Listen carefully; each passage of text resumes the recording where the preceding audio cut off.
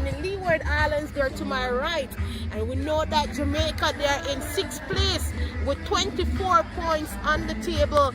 And Leeward Islands, they're just trailing behind Windward Island with 36 points. The Windward Volcanoes, they're just leading by a slim margin. But today, Jamaica Scorpions, they would looking to move forward on the table, maybe to a 3rd spot by winning this game. Kimberly Forbes right here for at Sabina Park for the 5th round match between host the Jamaican Scorpions and of course the Leeward Island Hurricanes at Sabina Park. The toss will be spun by the match referee Donovan Hills. Heads the call. Heads Timber. Ball first. Watch where let me see this guy now. Rocky Cornell won the toss, he will bowl for a while. Normally from Jamaica there's a bit of match around.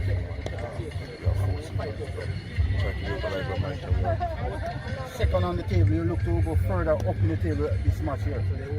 Yeah, we just need to come in before they begin. We want to do the right things consistently, then we take the result and take care of ourselves. Any change to the last game? Yeah, one change here, the was Junior out and Ocean Thomas. Alright, all the best. Right, Brandon, you lost the toss. What would you do if you won the toss? We're actually batting, so we're happy with the result. Alright, coming off a win the last game here at Sabina Park, what is the intention going into this game? You know that you are at 6th in the table. Yeah, hopefully we carry the momentum from the last win into this game and put in a good performance. Any changes from the last game? Just one change, we bring in Ramal Lewis for Trevor Royal. Alright, Brandon King, all the best.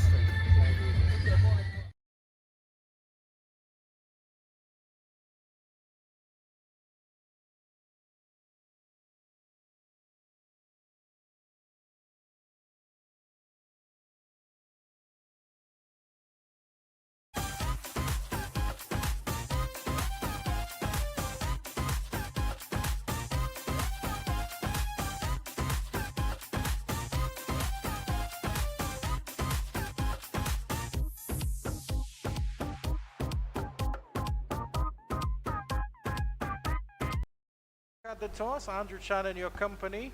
So of course the news is that the Leeward Islands have won the toss. They've decided to have a ball first. The 2 Jamaican openers are out there in the middle, and that's Mr. Carlos Brown and Kirk McKenzie as well. Both teams coming off close wins after round 4. The Jamaica Scorpions defeating the Academy by 2 wickets. And that game happened right here last week as I welcome Miss Kimberly Forbes into the commentary position. Good morning, Miss Forbes, and it's a pleasure to be here with you at the iconic Sabina Park. Good morning, Chad. I'm happy to be here at Sabina Park once again. And good morning to our viewers. You had a look at the pitch out there. How did it look? Well, it has a little bit of moisture in it, but as the day progresses, that will go away. So I think it's a batter's pitch. Once they apply themselves, and also the bowlers, once they apply themselves, they can pick up some wicket as well. All right, so just to run through the teams for you, we'll start. And here's the first delivery, actually, so let's go with that. It's a good delivery. That's from Jeremiah Louis, right on the money. So, yeah, just to run through the teams, Rakeem Cornwall for the Leeward Island Hurricanes, Kesey Carty, Colin Archibald, Jamar Hamilton, Jeremiah Louis, Daniel Dorham, Mikhail Louis, Jewel Andrew, Kieran Powell, Justin Greaves, and making his debut for the Leeward Islands Hurricanes, a boy from Jamaica, O'Shane Thomas.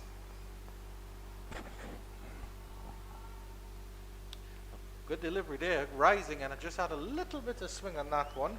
And for Kimberly's beloved Jamaica Scorpions, Brandon King, the captain, Jermaine Blackwood, Leroy Lugg, Abby J. Mansing, Carlos Brown, Durval Green, Pete Salmon, Romaine Morris, Kirk McKenzie, O.J. Shields, and in for Jivor Royal, Ramal Lewis. 3 slips, point, fielder at fine leg waiting. And yes, so close victories for both of these teams here against against the lower end of the table here, Kimberly, because of course Jamaica won against the Academy by 2 wickets, and then the Leeward Islands just had a 3-wicket win over the CCC in Trinidad.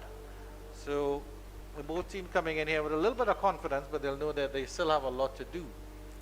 Indeed, especially the top order batters for the Jamaica Scorpions after they were at going back to the game on Friday, after they were at 53 for 1, they had a collapse there in the middle, and I must give thumbs up to Captain King and Monsing, who had steadied the ship a little bit for them to actually get that close, and thanks to Derval Green and Javar Royal, who took it home for the Scorpions. It was a really nail-biting game.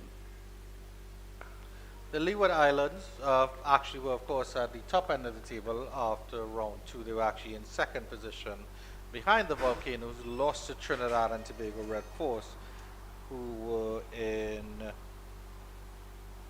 4th, or 5th, I should say, just behind Jamaica, actually.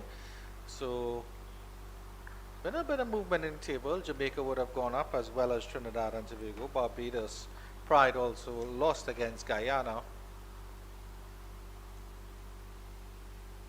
Swinging delivery, a little bit too wide to end the over, but it is a maiden to start for Jeremiah Louis. It's 0-0 at Sabina Park. Yeah, so Carlos Brown didn't have the start that he had wanted in the 2nd innings against the Academy, but no, it is Brown and Mackenzie at the crease. Yet I can't understand though, Chad, whenever Kurt Mackenzie get into the 40s, he tends to out. We've seen that in the previous games and the one on Friday. So I hope he can get that good start today and capitalize on that start and maybe get on to a century. Yes, certainly one of those young West Indian players with talent, and you would think after his experience down under in Australia, he would have learned and acclimatized and performed better. But this is the good opportunity for him here. Of course, it's smack dab in the middle of the Cricket West Indies Regional 4-Day Championships. And then, of course, there'll be other games to follow in terms of the Headley Weeks teams, and they'll be competing for that trophy. This is Colin Archibald. He'll be starting from the southern end of the ground. Oh no, it's actually O'Shane Thomas, and that's a good rising delivery. So he'll be familiar with this ground as well, Kimberly Forbes. Yeah, even though he's wearing a Leeward Island jersey, he's actually a Jamaican going up against the Jamaica Scorpions. Yeah. And we know that he's quick, and they can expect some bouncers as well. He's known for that. Yeah, it's good. It's good. It is good to see him playing in the red ball game, and of course trying to get his international career back on track. You know, you could sort of burst onto the scene.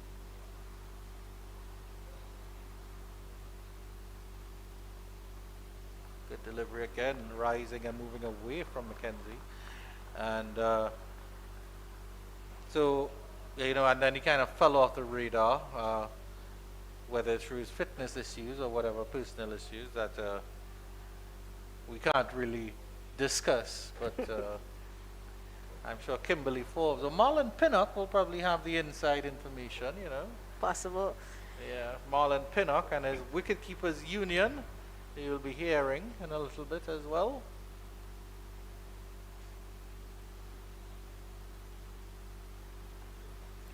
But talking about O'Shane Thomas though, Chad, he has really improved in his game. The last game he played for the West Indies, he had really shown that his game has improved a lot. He has a lot of control in his deliveries and a lot of placement, knowing where he wants to put those deliveries, and I must commend him for the hard work that he have put into his game. A lot must always be commended. I mean, I always think that his one issue is just really fitness. I mean,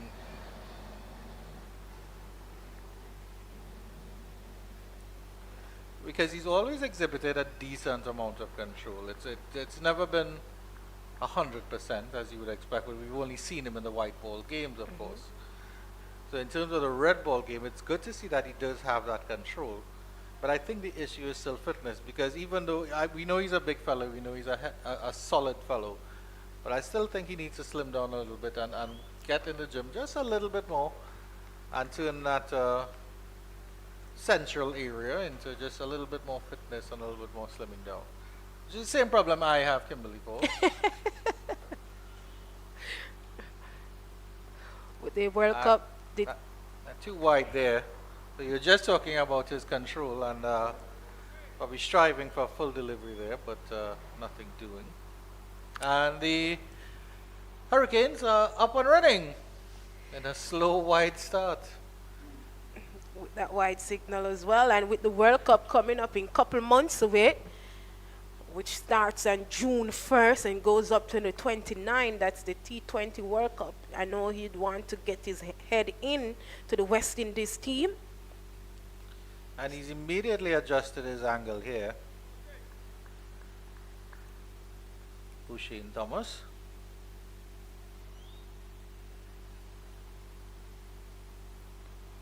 Good Yorker length delivery. And I think that's actually the first time the bat has touched the ball for the match.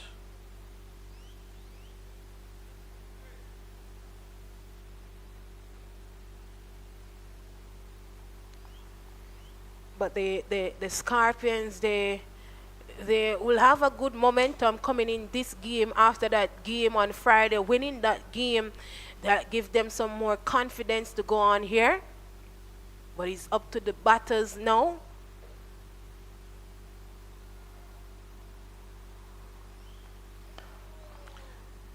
No ball signal there. It's another extra in the over there from O'Shane Thomas. Bowler wide 2 deliveries ago and now a no ball.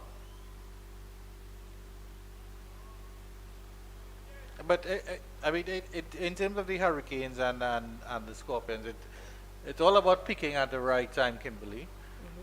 Even though because I think what the Scorpions can be proud of in terms of that win against the Academy is that it really was a team effort to put on the scores and get the scores.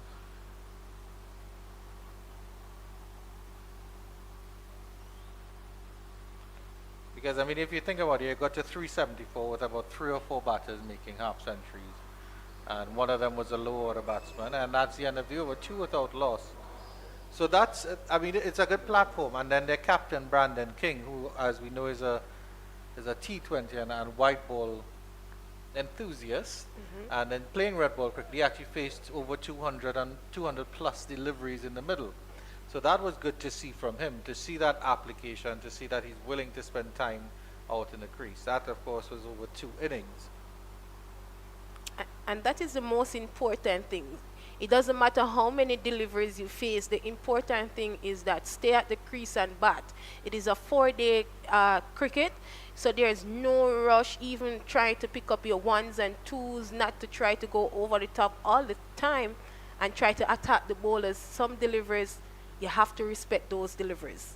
That is too wide from Jeremiah Louis, and apologizes immediately, knows it's wide. But I'm seeing some swing from him, so that's good. If he can get it just on line and where he wants to get that ball to be, which is of course that 3rd stump or off stump or 4th stump line, I think Louis will be in business because he's been a good performer. He's part of the reason that the Leeward Islands have enjoyed some success.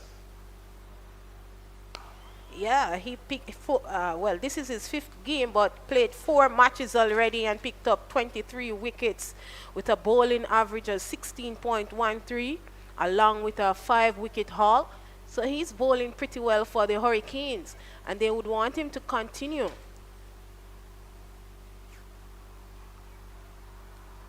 Yeah, the Leeward Islands, I mean, if you look at the mix of this team here, Kimberly, it's a very, very strong team on paper.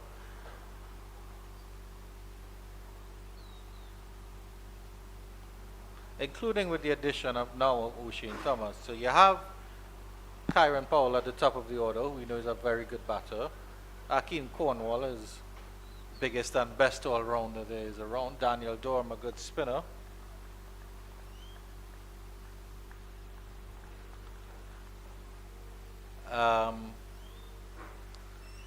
And then a talented Mikhail Louis, of course, is one to look out for. Good Yorker length delivery, half stopped by Kieran Powell. The first runs off the bat. It goes to Carlos Brown, who gets a single. And Louis will have a chance to bowl at the left-handed Mackenzie as the field switches over. Yeah, 4 runs on the board already. Mackenzie and Brown, they were looking to put on a great partnership even before lunch.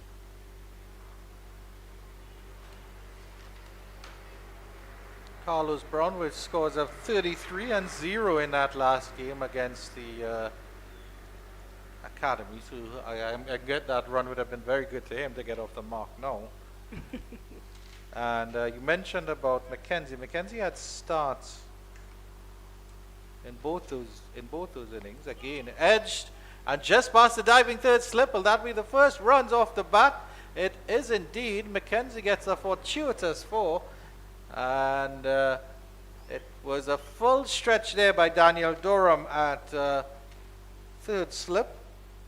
They're trying to get that one, but unfortunately couldn't get a hand onto it. But it kept low.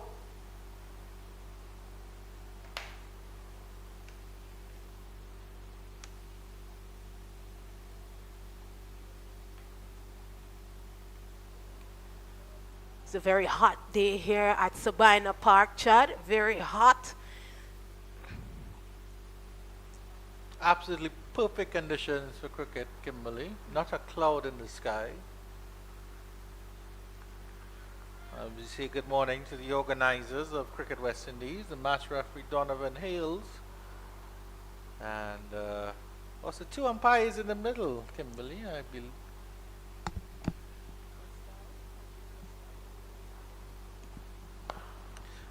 Lovely pleasant drive there by Mackenzie, but mid-off as well.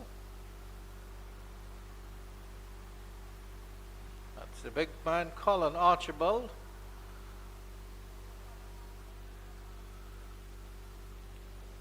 Packed offside field here. 3 slips, a gully, backward point, short extra cover. Mid-on is close up. And the gully actually, as I say that, the gully comes out and goes into a shorter mid-off position. With a field like that though, Chad, you can see that they're trying to get 2 early wickets in the morning here, in the morning session.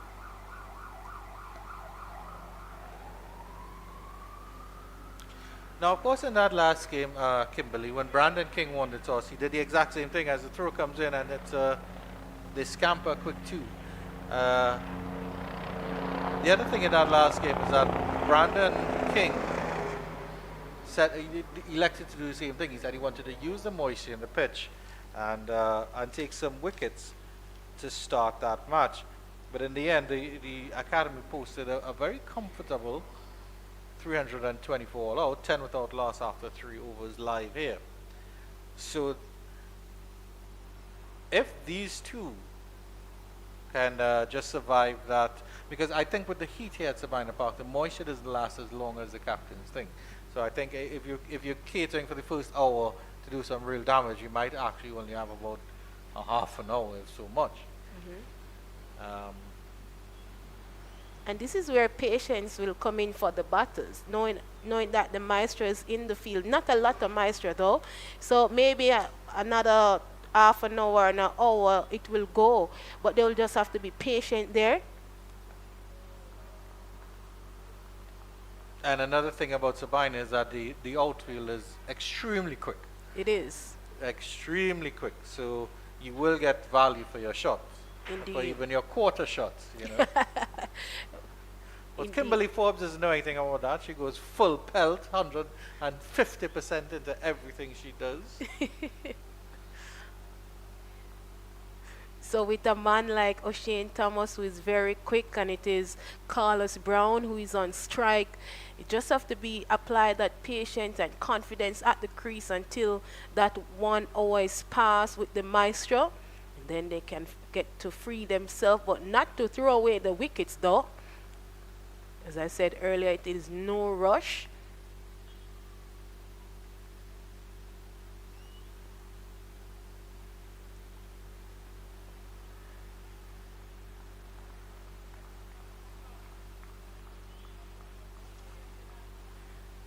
I want to see him come a little closer to the off stump. A special good morning to all the viewers who are locking on the West Indies Cricket YouTube channel. Coming to you live here from Sabina Park in Jamaica. Let us know where you're from and where you're tuning in from. I'd love to hear your thoughts when we can, of course.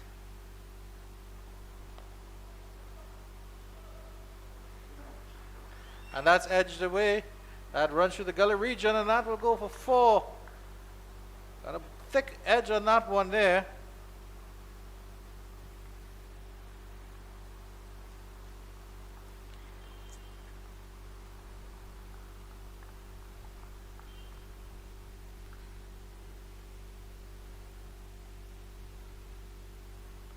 It's a nice shot there from Brown. Get it away to the boundary. He's 5 from 12 deliveries.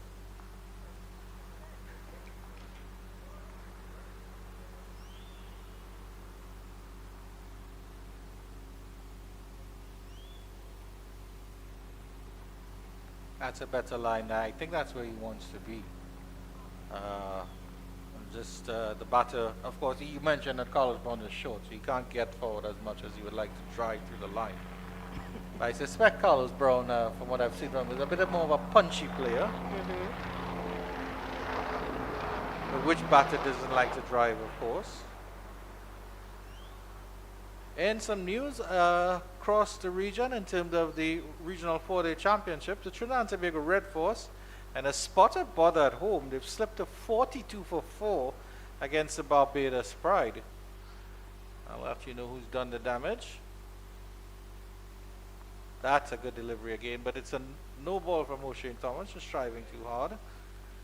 And Jason Hole has taken 2 for 11, and Shaquille Kamabach has taken 2 for 13. Well, I heard a story about Kamabach that he was a pitch creator, and now to know that he's in the regional tournament, he's really bowling well. He performed well here at Sabina Park, and guess he's causing some havoc over there for the batters. And well, he got Josh De Silva, the Red Force captain, for a first ball duck, a golden duck.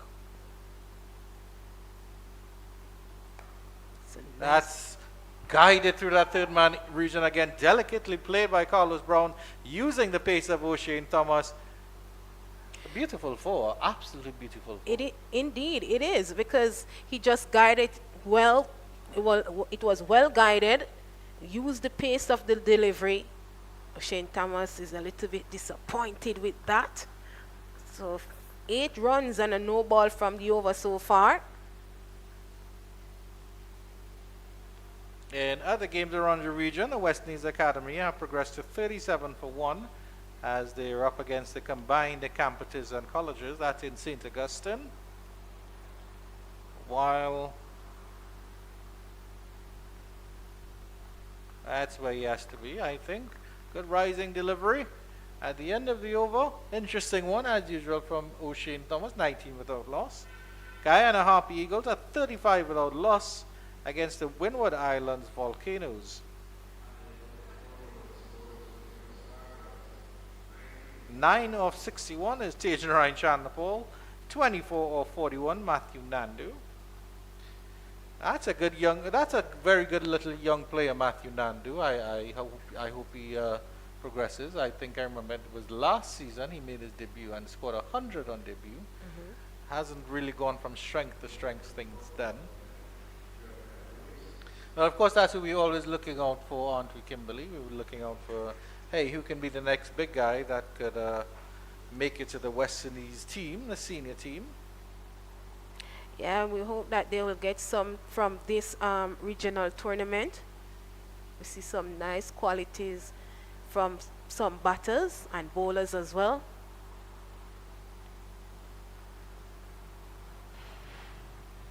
And the keeper, he reminds me so much of Carlton Ball. He's such a short fellow around the wicket. Maybe he's a little bit taller than I am.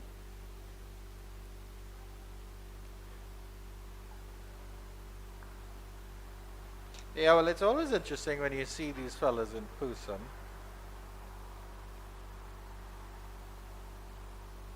I mean, you see them on TV and you think, oh, that's a big guy. But then when you see them in person, it's a total different story. Of course, Marlon Pinnock doesn't look up to anyone in the world, but he had to because of Raheem Cornwall when he was doing that toss. So he'll have to tell you how his neck is feeling after doing that interview. And then Daniel Durham is another tall character as well. He is.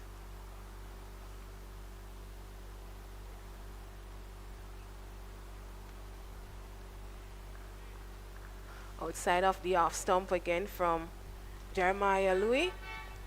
He's in his third over, just 8 runs from it, 3 dots so far in this over. Kurt McKenzie, he's on 6 from 13. Carlos Brown is at the non-striker and he's on 9 from 16. So as we mentioned earlier that there's a little maestro in the pitch. So the batters, they won't be trying anything hard or try to get any big shots now. But if it comes, they will take nicely it. through the mid-wicket region.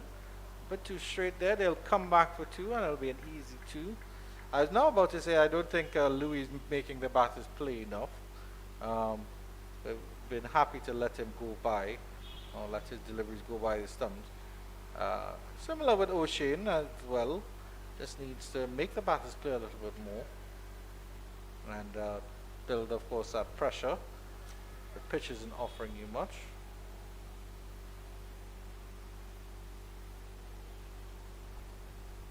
Oh, beaten inside edge, appeal for an inside edge, yes! Jeremiah Louis gets one on target, and he gets rid of Kirk McKenzie.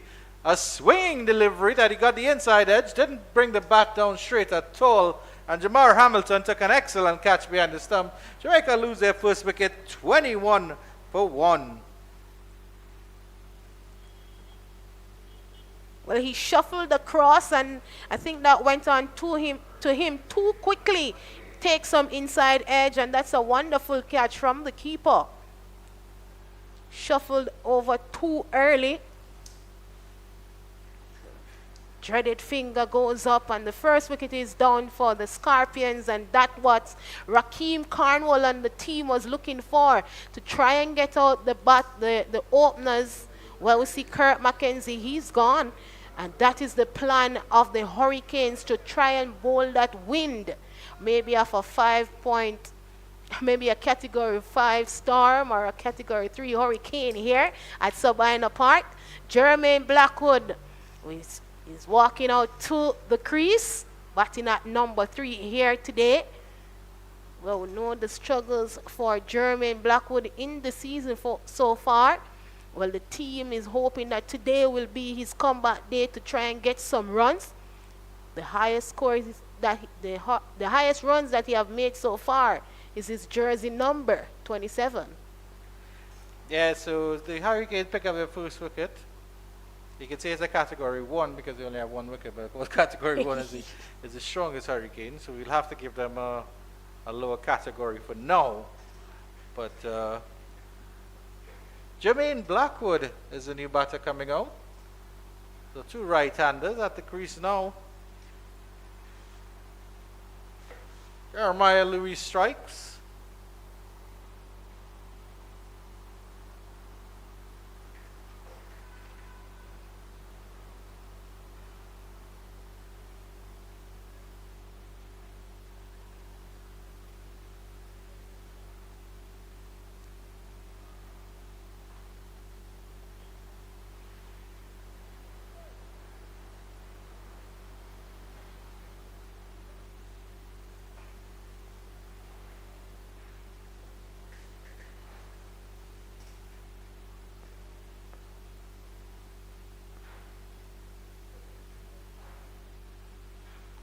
Bouncing delivery, swinging away, and Jermaine Blackwood has nothing to do with that.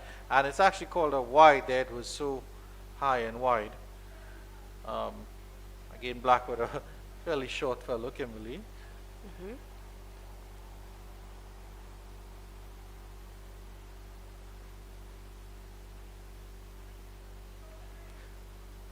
Of course, Brandon King is the captain for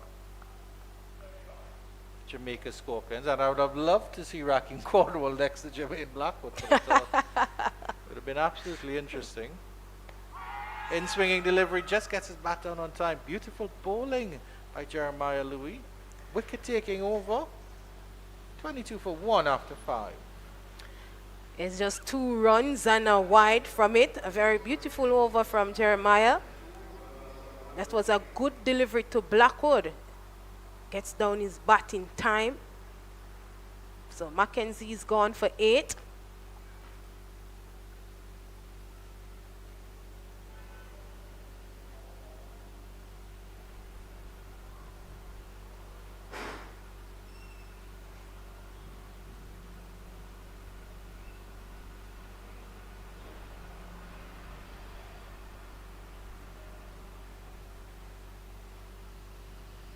Yeah, I think, of course, credit to Cricket West Indies for opening up the terms of the franchises and bringing in other players that can assist franchises as needed. And credit to Leeward and Windward Islands as well.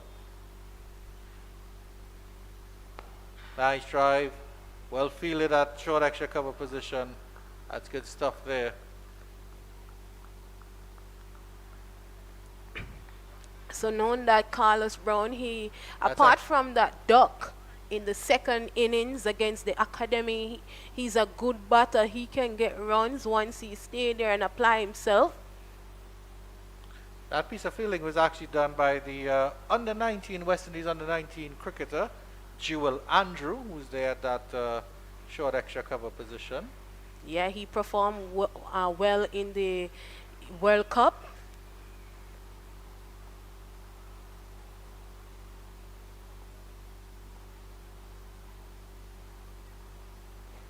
Oh, short delivery. I think he's won that one, Carlos Brown.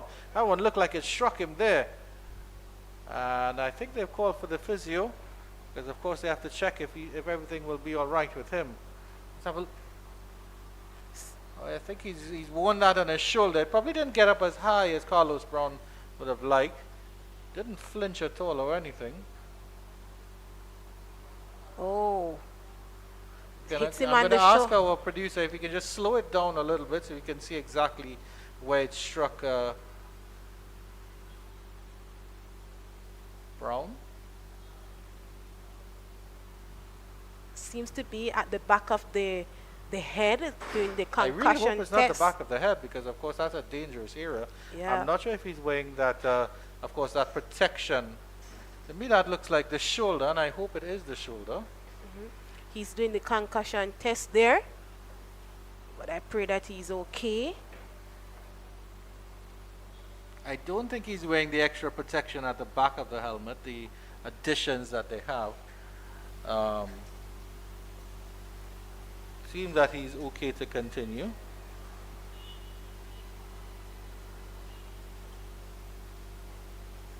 Seems to be okay now here, Chad. Maybe he'll have to duck a little quicker with those deliveries coming from O'Shane Thomas. Yeah, but that's the danger of O'Shane Thomas, I think, because you can either get that ball to rise up, but you're just kind of skid on. I don't know if it has to do with his action, because he has a very when he jumps in the air, yes, he has that elongated jump in the air, and he gets that front foot really high as well. I'm wondering if that delivery will drive some fear in Brown. Plays this one nicely as he gets that one up by the nose. Carlos Brown is certainly a fighter. He didn't rub his shoulder. He didn't do anything. He just walked away. And I think if the umpire didn't call for the physio and other people, he wouldn't have required any attention.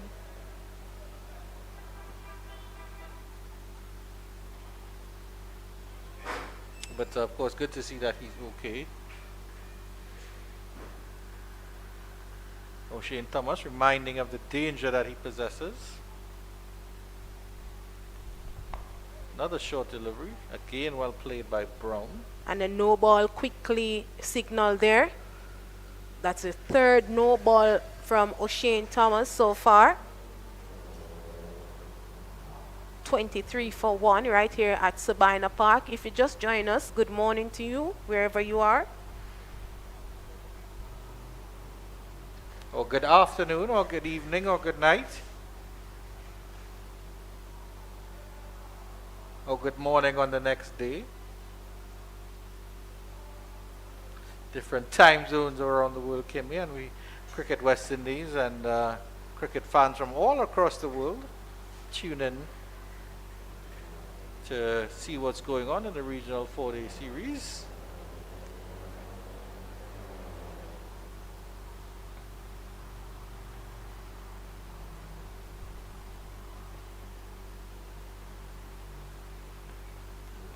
This one he gets under quite nicely. Kept his eye on it, Carlos Brown.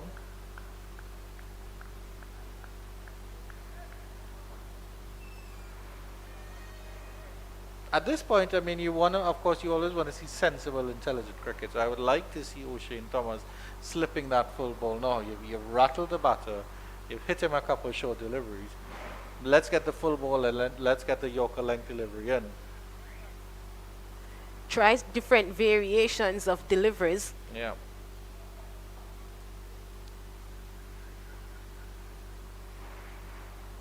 Lovely, good full delivery, but he opens the face and hits that square that runs onto the Kingston Pavilion, the Kingston Cricket Club Pavilion. But delightful little four from Carlos Brown. Full delivery, yes, but just too wide, Kimberly Forbes. Too wide, too quick, and he uses the pace, and he backed that one quite well to get it away to the boundary.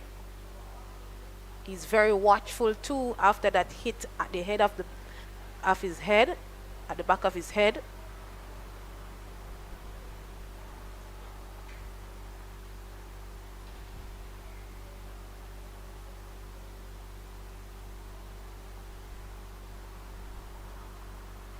Certainly shows he's feeling no ill effects from that lash early in the over.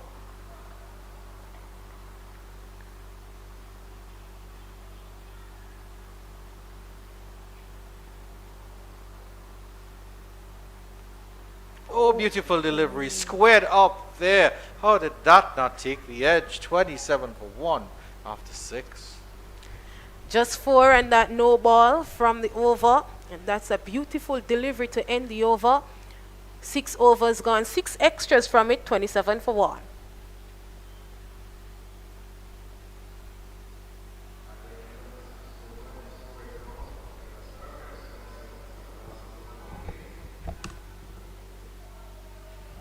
Yeah, thank you very much, Kimberly Forbes. And coming into the batting commentary crease, it's the man, the myth, the legend. All of Jamaica knows him. All of Jamaica loves him. All of Jamaica fears him. And he got a new haircut just for today. It's Mr. Marlon Pinnock. Pinny! That line is so straight it could be a crease here at Sabina Park. It is indeed. Good morning to our listeners. Good morning to our viewers wherever you are in the world. It's a beautiful morning so far here at Sabina Park. It's around 5 action between the Scorpions and, of course, the Hurricanes. So the 8 start so far, 100. Yeah, I'm sure you've enjoyed the exchanges here, Penny. Jeremiah Louis continuing. He's bowling to Jermaine Blackwood. Good delivery, but Blackwood is firmly behind that one. Jermaine Blackwood for the Scorpions this season haven't registered an half century so far. The Scorpions will be banging on Blackwood. And this is the 5th round fixtures at Sabina Park. Leeward Island Hurricane sits second on the table so far, just behind the Windward Island Volcanoes at the moment. With the Scorpions at 6, as we mentioned, Andrew. Oh, beautiful. Edged and gone. Louis strikes again. That's the end of Jermaine Blackwood. It's another duck. It's a silver duck. I think, no, that's a bronze duck for Jermaine Blackwood. Beautiful catch in the slip cordon. 27 for 2. The Jamaicans in all sorts of bother. Indeed, excellent delivery. Pitching and moving away from Blackwood. Handing his bat out there. And excellent bowling performance here by Louis. Second wicket. He's 2 for 11 so far, and the Scorpions in a lot of bother here at Sabina Park. They are now 27 for the loss of 2. Absolute scenes here. And I was just going to say, let's have a look at that one again, Penny, because it was a beautiful delivery from Jeremiah Louis. We saw a delivery similar from O'Shane Thomas to end that last over. Yeah. Just playing away from his body was Jermaine Blackwood. He was guilty on this occasion.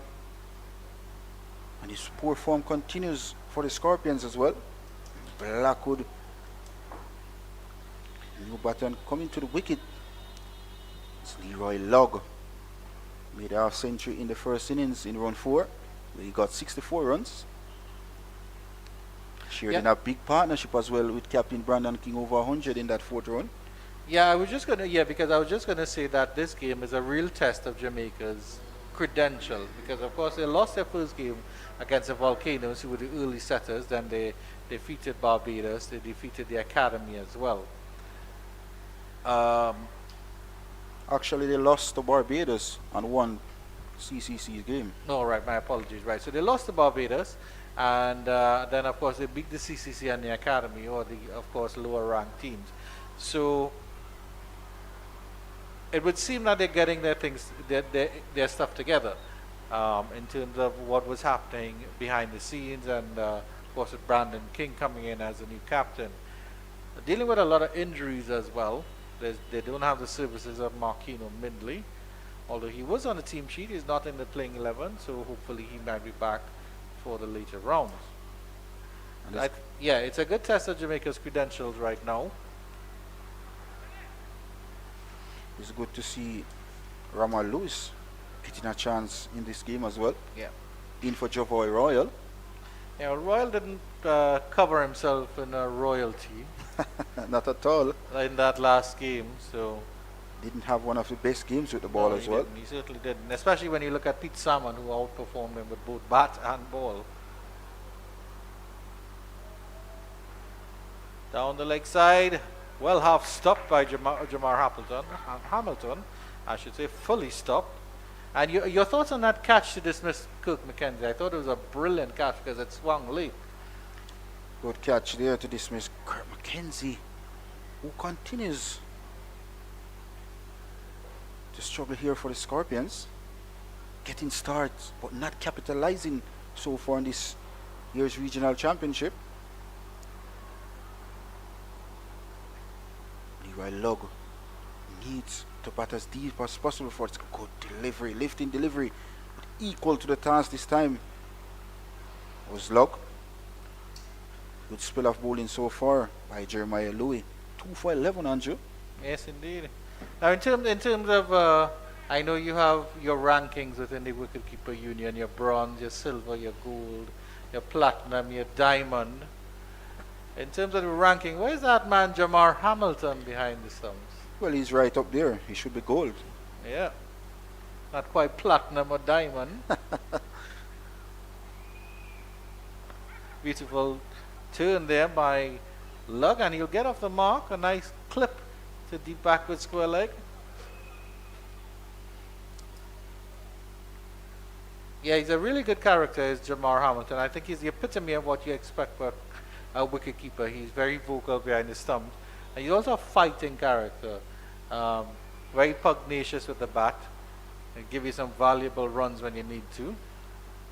Good wicketkeeper. Remember, back in 2006, he was awarded the best wicketkeeper in that Clique Under 15 championship. Indeed. Played at Antigua as well. So I guess there's just so much competition around the region for wicket keeping. And Hamilton, of course, has done on the fringes of the side, in and out. End of the over, 28 for 2. But a stalwart for Leeward Islands Hurricanes. Very energetic wicketkeeper is Jamar Hamilton. As I mentioned last week in my commentary as well, that man Tuckett of the West Indies Academy reminds me so much of Hamilton. Both similar builds as well. And she a shot of Mr. Cruikshank there, a part of the GCA body. And of course Ganja, we know him, coach of the KSAC.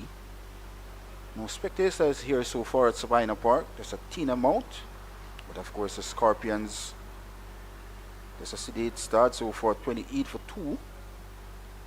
2 wickets to fall. It's Kirk McKenzie and of course Jermaine Blackwood, whose poor form continues for the Scorpions. It's going to be O'Shane Thomas to continue. This time around, he'll be bowling to Leroy Lugg.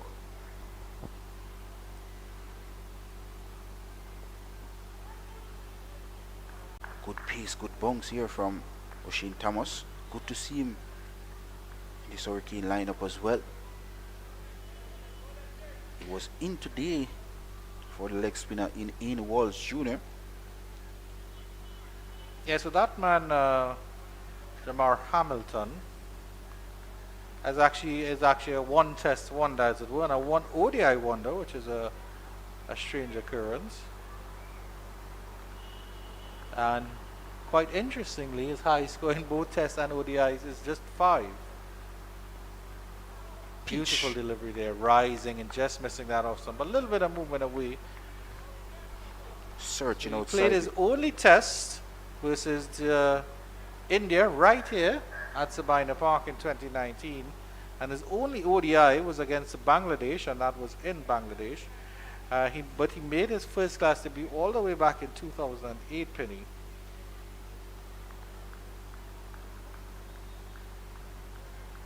And I was at the age of 17.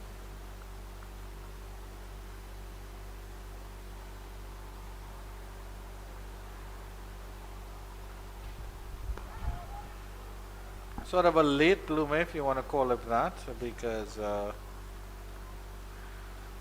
it wasn't until 2018 that he came into reckoning for the regional side, for the national side I should say. And he pressed for West Indies A with high scores against a touring England Lions side.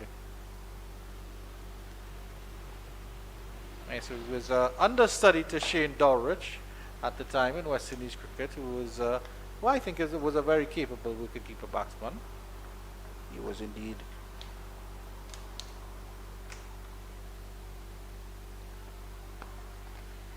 Well played by Locke this time. Just came inside the line and topped that ball towards the onside for an easy single.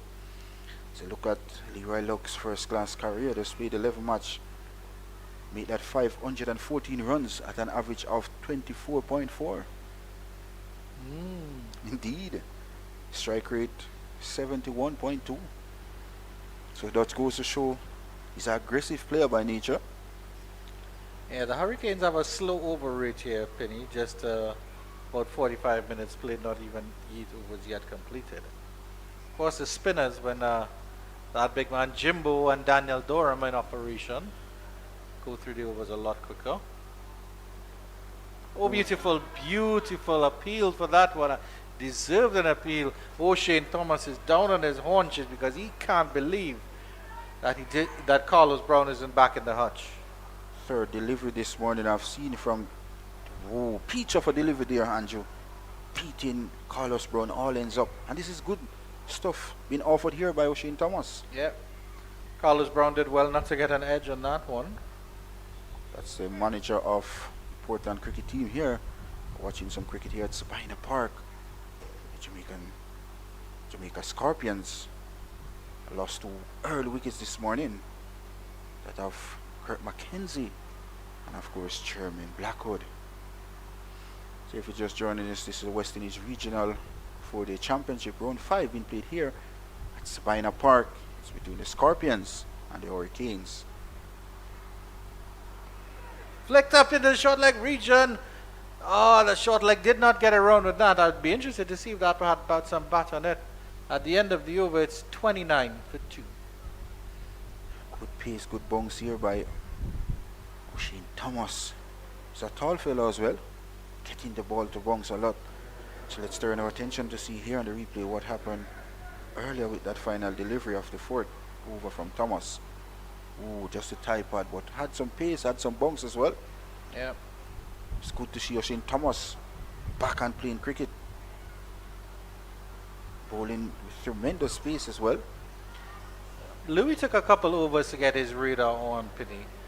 We know that he's capable. He had a 5-wicket haul in the very first match of this 4-day championship.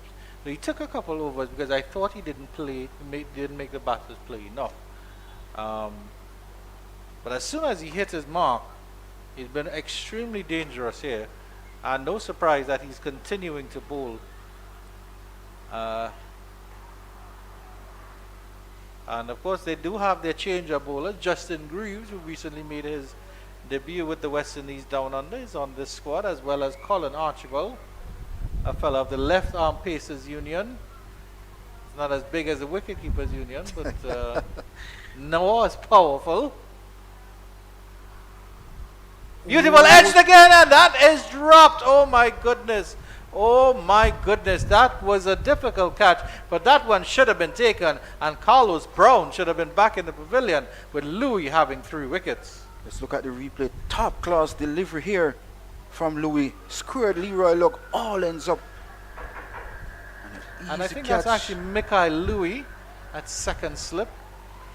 Ooh, Beautiful, absolutely beautiful from Jeremiah Louis. good areas so far been maintained here by Louis, getting the ball to shape away from the right-handers, causing a lot of problem here at Sabina Park. Again edged again, and this one goes onto the white-head man area. The field is coming around, and boy does this game favor the batters, Penny, because he gets 2 when he should have been out. Fantastic bowling so far by Jeremiah Louis.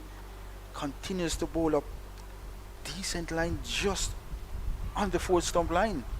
My apologies, actually, it was against Leroy Lugg. I thought it was Carlos Brown, but yeah, it's Leroy Lugg who's really lucky to be there. And unfortunately, we didn't see we couldn't see Court Louis, bowled Louis in the in the scorecard, but it could still happen. I think Rakim Connor should have a goal in place as well. Indeed. Beautiful again. Beautiful again. I think Louis is just getting that little bit of movement, Penny, which is always dangerous because, of course, in cricket it's a game of millimeters. A millimeter is the difference between a 6 and getting an edge. And what he's doing is bowling just the area, forcing Leroy Lugg to play. The areas he's bowling thus far, Andrew, it's areas that as a batter you want to play. And with 3 slip waiting, chances are that if he pitch on good areas. Up in the air! Bounces just short of that fielder at 3/4 of a way back to the boundary. It was an interesting ploy there, I think, because that fielder is 3/4 of the way back to the long off boundary. So he was probably trying to get into play a little uppishly. If he hit it a little bit harder, I think Leroy Lugg would have been out. And we know Leroy Lugg don't want to be bogged down for too long as well. If you look at his first class strike rate, it shows it all. Back of a length and punched by Carlos Brown. No run. Yeah, really, really good offerings here. Carlos Both Oshane Thomas and Louis started a little bit off their radar, but they found their radar. Be interesting to see how long Cornwall holds them on for. I suspect they might bowl at least 7 or 8 overs, but I could be wrong. Again, but the other thing, of course, the other consideration is that their over rate is very slow. Still, there's 9 minutes to the first hour mark. It's a little too straight here, but I think that late movement again, Penny, I think that pitched on middle and leg, but by the time it swung, it was back on middle, so therefore Brown had to be very, very careful. Excellent, beautiful bowling by Jeremiah Louis. 32 for 2. Your beloved Scorpions are up against it. They are actually against it. You can see the big left arm fast bowler there. Shalom Parnell played Super 50 last year for the Scorpions. It wasn't included in this 4-day team. It's good to see him around the program as well. As I mentioned, Jeremiah Louis having the right-hander, Leroy Lugg in all sort of bother here at Sabina Park. In 2s and 3s, as we would say, Andrew. O'Shane Thomas will be continuing from the Michael Olin hand. This time we'll be bowling to Lugg. So far, haven't looked comfortable at the wicket is Lugg. Scored a half century in the 40-run fixtures where he got 64. Shared in out 103 partnership with captain Brandon King.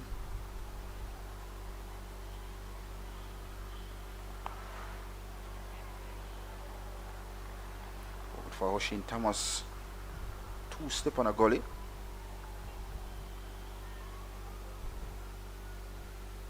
Good to see the left arm spinner in Durham at gully. Last year in that Super 50 against the Scorpions, picked up 7 wickets. So the Scorpions would have that in mind as well.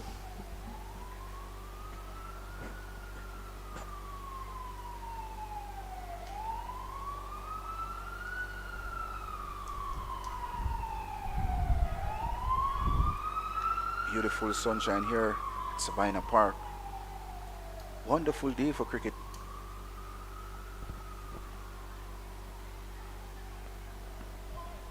A little bit too straight again here, and flicks into the leg side.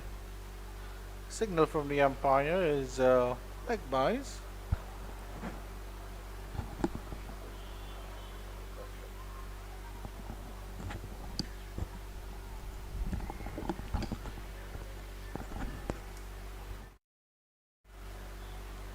So Thomas so far none for 17 into his 5th over. But the man of the moment so far, Jeremiah Lowe, 2 wickets to his name. Could have had 3. Should have been 3. Not bowling with a lot of pace, getting the ball to swing away from the right-handers. Flicked this time into the leg side, and it gets back on that one, and they get a single. That man Jeremiah Louis who does the fielding. Leg by is a signal once more. Oh, it is a another leg by. O'Shane Thomas just straying on the line of leg stump in this over so far, Andrew. Yeah, it's a good length. Wrong line though, because I think that that back of a length that he bowls, that heavy ball is very good. I think he needs to work on his full deliveries as well. And a misfield by O'Shane Thomas. That should run down to the ropes, but it's a dead ball because the ball isn't live. Penny. Of course, he's straying on the line of leg stump with 2 slip on a gully. And the new ball, you want to make the batters play.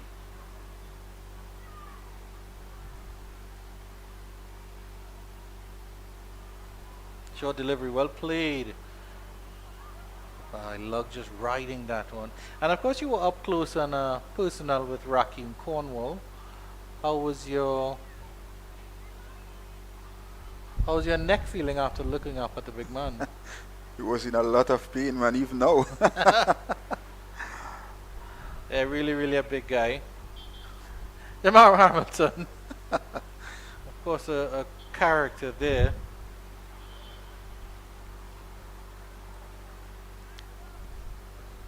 And I was just about to say a man was needed under the bat. See my captain Cornwall Jimbo heard what is happening from here. Indeed. And good move as well. O'Shane Thomas bowling on the line of legs up into the bodies of the right-handers. And Shot again, but that one is edged over the slip region. He gets a fortuitous for Leroy Lugg. O'Shane Thomas is down on his haunches again. He's making things happen. He's just not having any luck at all. Marlon Pinnock. Not at all. My, your Jamaican is struggling. Indeed. Leroy Lugg caught in 2s and 3s there. Good delivery, good lifting delivery there from Thomas. But unfortunately, goes down to the third man boundary for another boundary for the Scorpions. So O'Shane Thomas, none for 21 so far. And I mean, we were talking about O'Shane, Kimberly and myself, and we were saying it's good to see him playing red ball cricket. But you were out there on the field. How does he look? Do you think he looks fit, or do you need to work on his fitness? Yeah, he looks fit. To me, he looks fit. So far into his 5th over, still bowling at a reasonably good pace as well. No signs that he's not fit. And of course, the Leeward Island Hurricanes see something in O'Shane Thomas, because in today, with the expense of Edwards Jr. So the Hurricanes using a 4-pace prank attack here at Sabina Park as well. Left arm seamer in Archibald is here as well.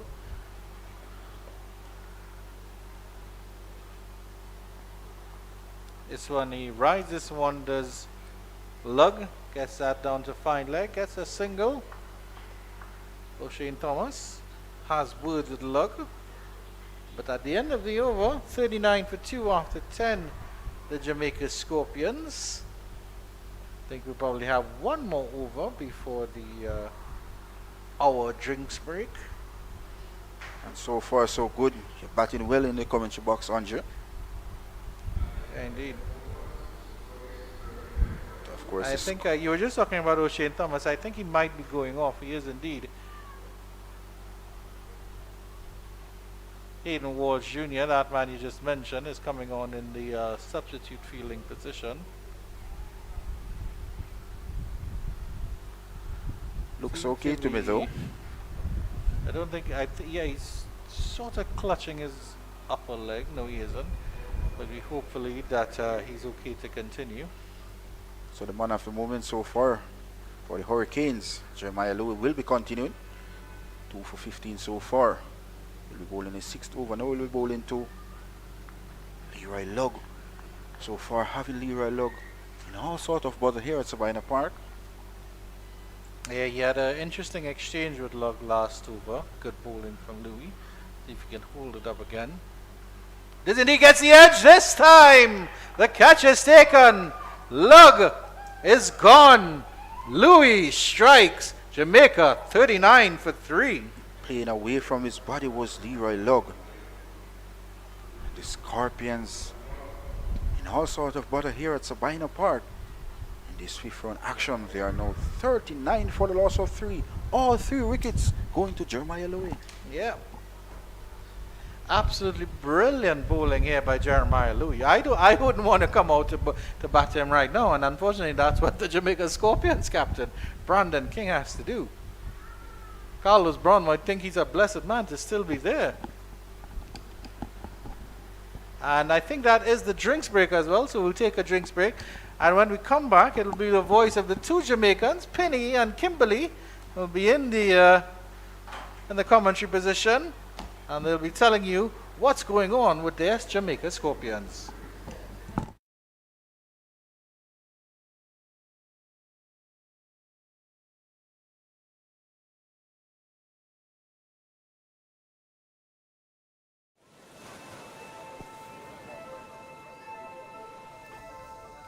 Dad!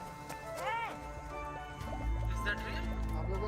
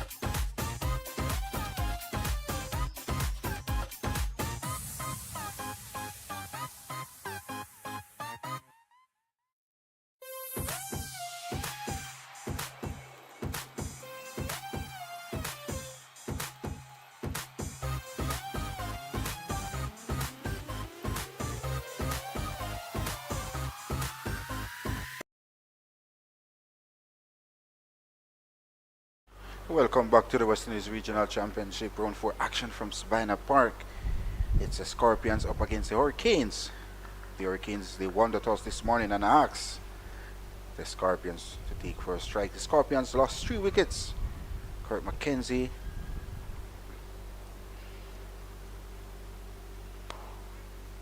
he was first to go. The German Blackwood poor form continues. He went without scoring.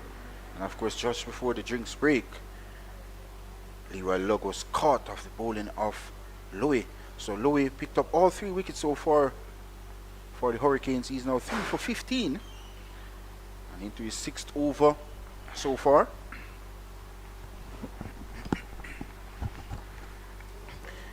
It's been a wonderful morning so far here at Sabina Park for cricket. As I mentioned, sun out in its glory. So too is my good friend, Miss Kimberly Forbes. As a special good welcome back to you, Miss Forbes. Thank you, Pinnock.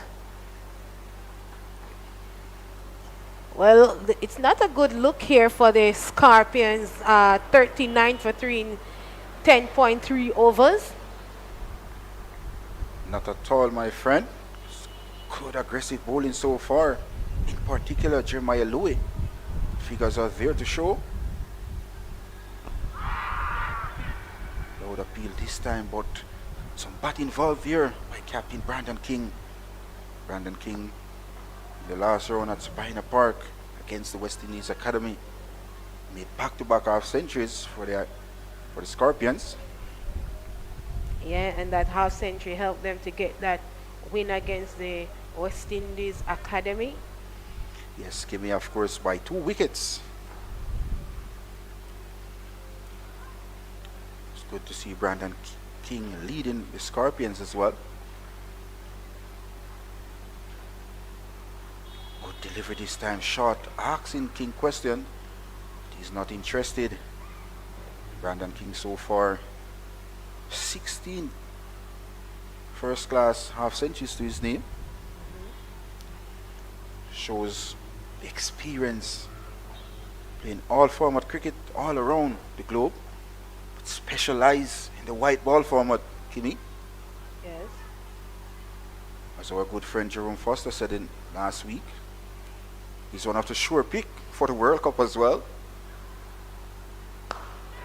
Great shot there by Brandon King. Just came on the front foot and punched that ball wide off the middle fielder. And the only thing he can do is retrieve the ball. The first boundary for Brandon King. And the Scorpions is up to 43 for loss of 3 at the completion of the 11th over. Lovely looking shot there at the part of King. Indeed, a good shot, a good boundary to get off the mark. 4 from 4 deliveries. And a good over from Jeremiah Louis. Picked up 3 wickets so far for 19 runs. As I said to Chad this morning, at the end of the 4th match for him, he picked up 23 wickets. And with these 3 added to the total makes it 26. Well, it seems as if he has some more left in him, Pinnock. Indeed, he's bowling special spells here for the Hurricanes. Just a nagging length outside the off stump to the right-handers and causing a lot of problems. 2 right-handers so far into his credit, and of course the left-handed Kurt McKenzie as well. This time around we're going to see a change of bowling from the Michael Olin end. Seem to be Greaves who will be bowling to Carlos Brown. And Carlos Brown faced 29 deliveries, have no problem with the deliveries. Once he can stay there and bat out the day, and even Brandon King with him now, I think they can both build a partnership that the Scorpions really, really need right now. Definitely, Kimmy, a partnership is needed, and needed right now for the Scorpions.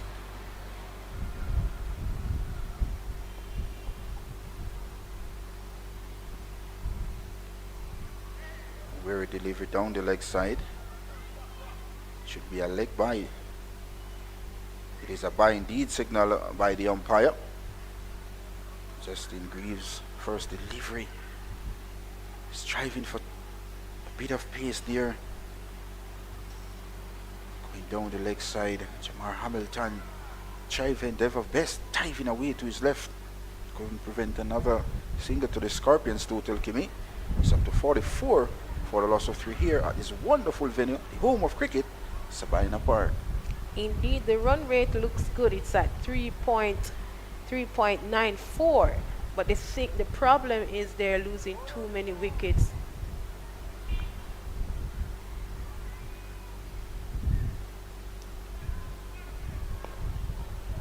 But of course, the right man to settle the ship is in the middle, and of course, his captain, Brandon King.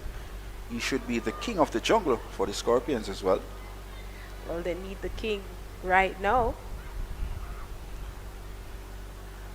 Well, the king is in half-century mood so far in this competition, winning so far 2 half-centuries. Now he's into his 3rd. So far 4 from 6 deliveries. And with those 2 half-century, Pinnock, in his first game, that was his first game last week, with those 2 half-century, 77 in the first innings and 65 in the second innings, make 142 runs they have scored in that game. And of course, getting some knocks as well under his belt, preparing himself for this World Cup. Spending time at the wicket is very crucial for Brandon King as well. So he's clipped towards the onside, just short of that fielder. But steady bowling so far by Leeward Island Hurricanes, who sit on 2nd in this West Indies Regional Championship 2024 season. Yeah, and just apart from those extras that bowled earlier in the session before the water break,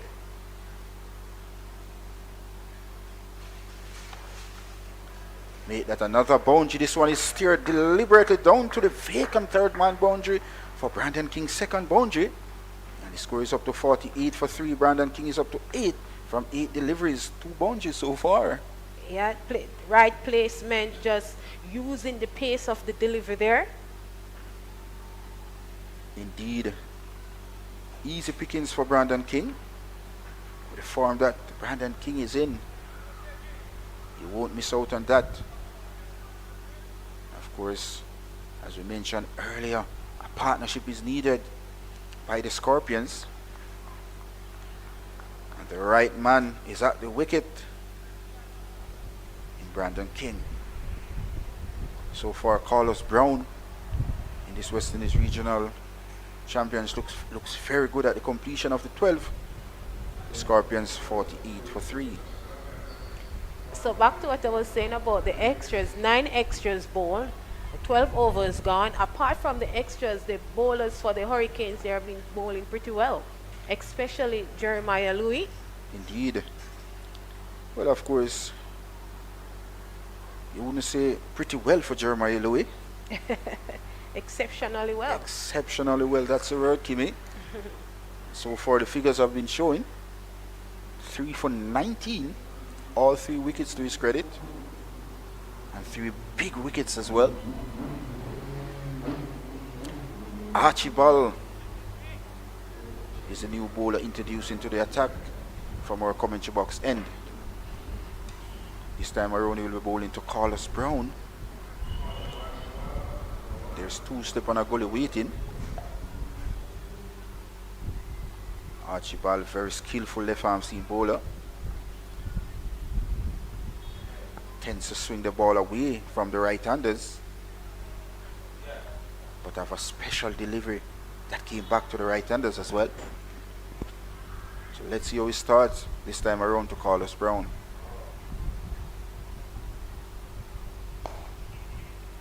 Pleasant looking drive up to mid-off and quickly through for a single. This is good cricket here by the Scorpions. Just came on the front foot was Carlos Brown and threw that ball to a wideish mid-off. Kieran Powell couldn't prevent a chance for a single to Carlos Brown. And that is what they would want to do right there. You see that they are rotating the strike now, not rushing the game at all. Maestro is supposed to go on out of the wicket now here, Pinnock. Indeed.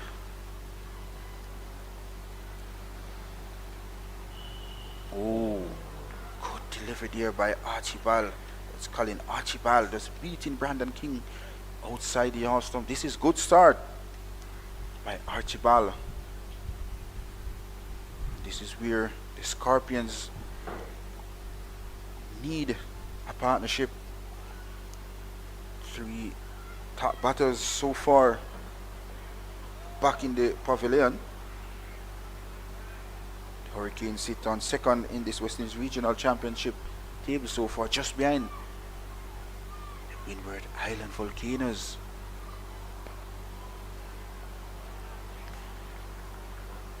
You mentioned earlier, Forbes, Leeward Island bowlers so far are doing a fantastic job, hitting good areas, and hence why 3 wickets are falling so far for the Scorpions.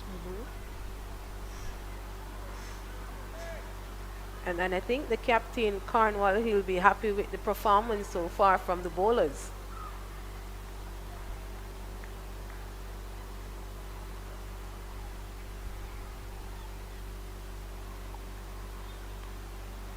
It's good to see SDC competition starting soon here in Jamaica as well.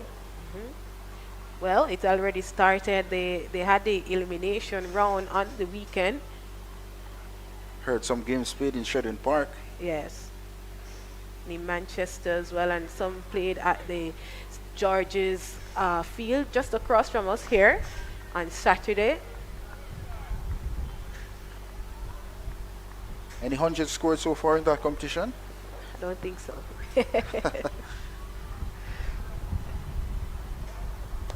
Clip in the air is caught. So Brandon King goes cheap this time around on the Scorpions. There is in more trouble upon trouble now. They are 49 for the loss of 4 here at Sabina Park. Well, I'll add to that they're in the deep waters right here. 49 for 4. Brandon King, the man that they would want to stick around. As I said to Chad earlier on this morning, that the Hurricanes, they would want to get rid of the top order for the Scorpions. And I tell you, the Scorpions, they are tingling down right here at Sabina Park. That delivery was on the line of the leg stump. As we turn our attention to see the replay here, on the line of the leg stump, playing around his spot and just clip that ball to the lone man in that onside. And he took an easy catch. And well, the Scorpions at 49 Kimmy for the loss of 4. Yeah, Partnership is needed and needed right now if the Scorpions are to amass a decent score here at Sabina Park. Indeed.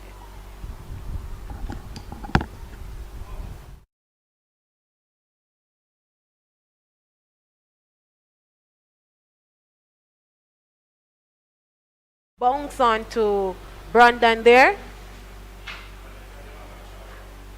King, he's gone for 8 from 13 deliveries.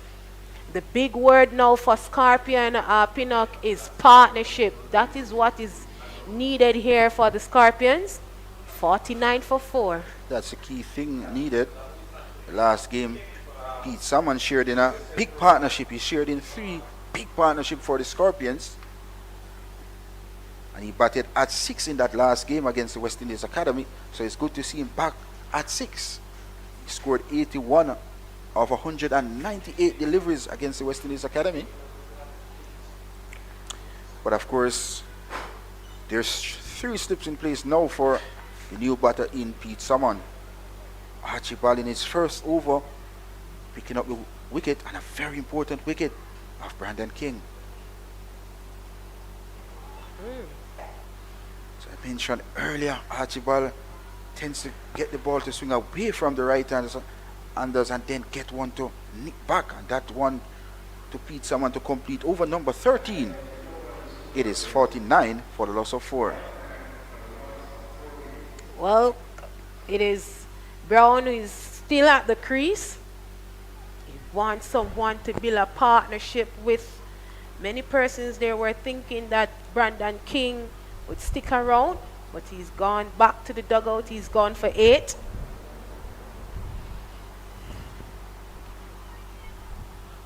excellent bowling so far by the Leeward Island Hurricanes. At the toss, captain won the toss and immediately so he's going to take a bowl here at Spina Park, and it's been dividend for the Leeward Islands Hurricanes. This one is down the leg side. An excellent take this time by Jamar Hamilton, but not interesting was the umpire.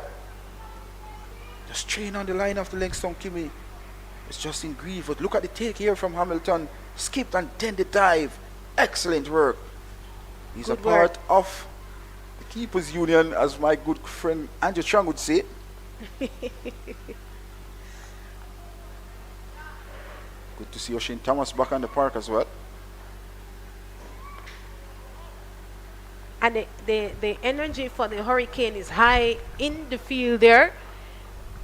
The momentum is up for them. 4 wickets down for the Scorpions, 49 runs. And they're in over number 14. And Kimmy, why not with 4 wickets to your name inside a hour of play? Why not?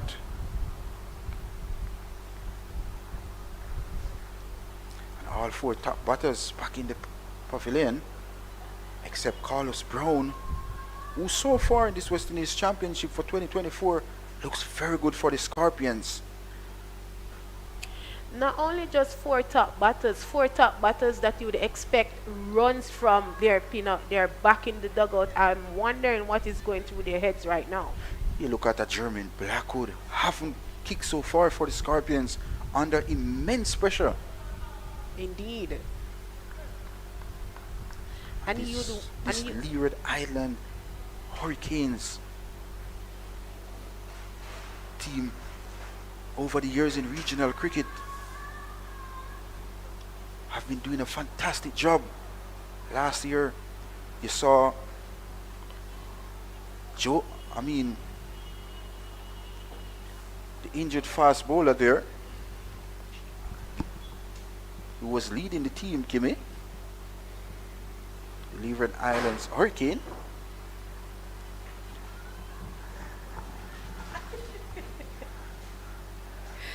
So it's good to see the Leeward Island Hurricanes having good leaders over the years. Good line, good length, just outside the off stump. Testing line been maintained so far by Justin Greaves. Just a delivery remaining in second known for 4. This is the 5th round action, the regional championship for 2024. It's the Scorpions up against the Hurricanes here at Sabina Park. The Hurricanes, they won the toss this morning and immediately asked the Scorpions to take for a strike.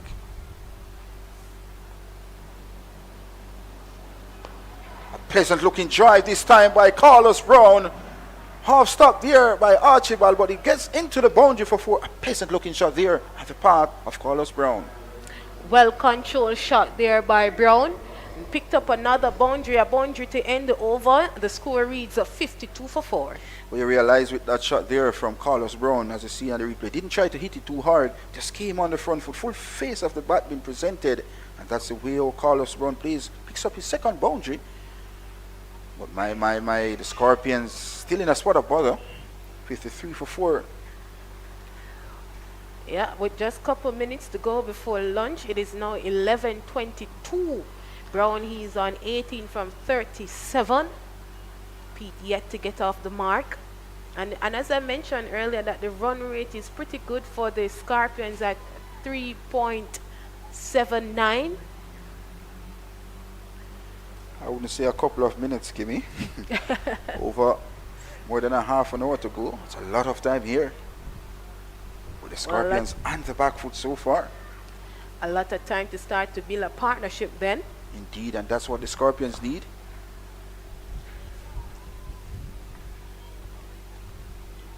As you mentioned about Pete Summon, Kimmy, always playing cricket. Plays a lot of cricket here in Jamaica. Always been dominating as well. And it's good to see him getting the opportunity at the regional level and still dominates for the Scorpions as well. Well, it's time to dominate in this innings now with 4 wickets down. Need to try and steer with Carlos Brown.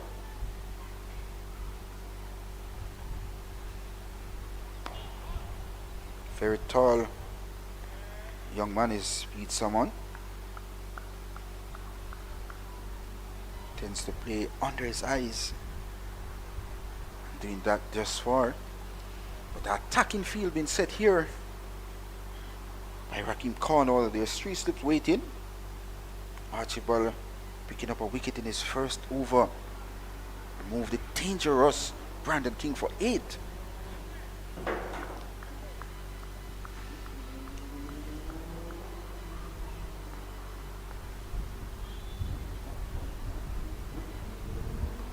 This one is tickled fine. Is it fine enough? Yes, it is. A bad line delivery this time by Colin Archibald. Pete someone picks up his first run. And of course, it's a boundary down to the fine leg region. Score is up to 57 for the loss of 4. Bad line delivery this time by Archibald. And he knows it too. Wants to get it a little straighter to Pete.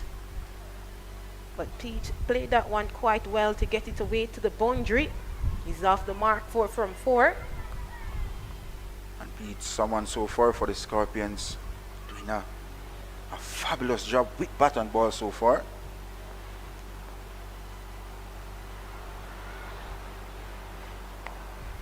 Easy in the eye this time around. Wicketkeeper in Morris looks very good as well. Didn't got any runs here against the West Indies Academy. Got a top score for, I think it was 97 not out. Highest scorer of the season so far for him as the wicketkeeper. Took some wonderful catches as well. Getting the opportunity to play at the regional level. Aldine Thomas was around for a good time. Now the youngster in Morris get his chance at the regional level and grab it with both hands so far. Change of angles for Archibald. Solid in defense is someone. Let me ask you a question though, Pinot. Do you think the question is on the lips of the Jamaican people asking why is Blackwood still in the Scorpion squad? After he's not performing. It is indeed. Blackwood is an athlete who's playing cricket for a number of years, so he should know how to cope with those pressure or those comments over the years. As a sportsman or a sportswoman, you're playing sports, there are going to be times when things not going your way and you have to just tough up and come back strong at the completion of the 15th. It's 58 for the loss of 4. So the batters come for the Scorpions. Abhijay Mansingh scored an half century as well in the last game. Yes, and also picked up 42 in the second innings, where he and himself and Brandon King, they put on a wonderful partnership when it was needed for the Scorpions. And he picked up 4 wickets in that game as well. And we know Morris, Turval Green. It's good to see Ramalou's been included as well. Turval Green can bat as well.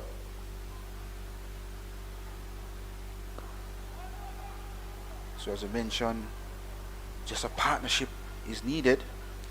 Any partnership over 100 here for the Scorpions will do their confident a whole lot in these 5th round fixtures here at Sabina Park.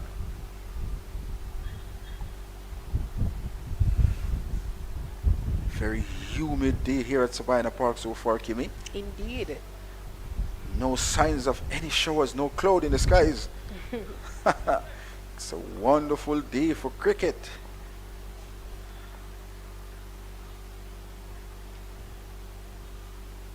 This one is top right at that man plays just to the left of that the umpire. So clearly the plan is to bowl Midland leg stump to Pete Salmon with those two fielders catching on the onside. And Pete is a good batter. Watching him from the first game against the Windward Volcanoes, he played well, he bowled well, and he knows how to apply himself. Well, of course, the last game, he manipulated the bowling very well for the Scorpions. Faced over 198 deliveries, spent some valuable time at the wicket, and of course, Kimmy, that is needed and needed today if the Scorpions are to mass a big total here on day one of this fifth round fixtures here at Sabina Park. I totally agree with you there, Pinnock.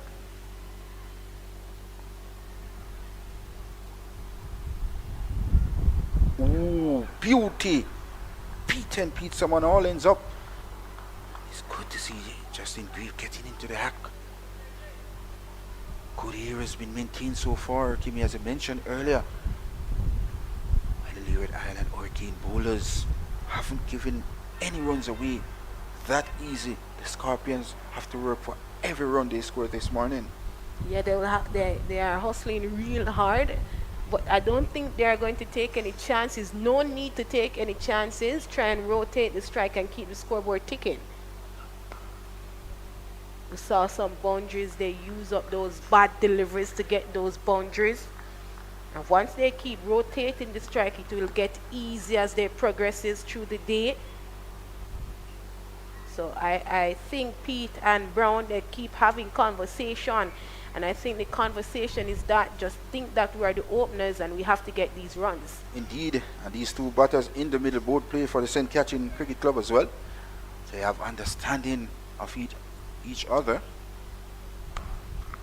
Forcing back drive for a quick single. Diving effort there by that fielder at a wideish mid-off to complete over number 16 with the Scorpions 59 for a loss of 4 here at Sabina Park. Carlos Brown not out 18. Leroy Logos next 10. Kirk McKenzie got 8. So far, haven't seen the Scorpions getting any big scores. Just a 1 century so far been scored for the Scorpions, and that was of Chadwick Walton, who's no longer here on franchise duties. Yes. Scored a magnificent 163 in that game against the Combined College and Campus here at Sabina Park. And of course in that game, Carlos Brown I think scored 48 or 49. 48. And he's continuing on that trend. Chadwick Walton in the franchise team, I saw he made 107. Good to see Chadwick Walton at the age of 38. Oh, beauty this time by Archibald, beating the tall Chaplin batter in Pete Salmon outside the off stump. Just looking to force that drive was Pete Salmon. That ball just hold his line. This is good bowling here by Colin Archibald into his third over. 1 for 6 so far.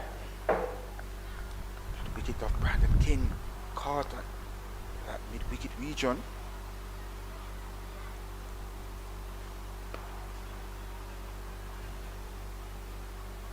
And if you look at the Scorpions, Kimmy, the last game they played against the West Indies Academy, 4 batters got in starts, not capitalizing and getting few figures. Carlos Brown, he got 33 in that game as well, got a start. Kirk McKenzie got some 20 odd, Blackwood got some 20 odd. And those 3 off centuries still not kicking on to get a big score. Pushing back aerial. I was in the air for a time there, but just dropping well short of that mid-off fielder.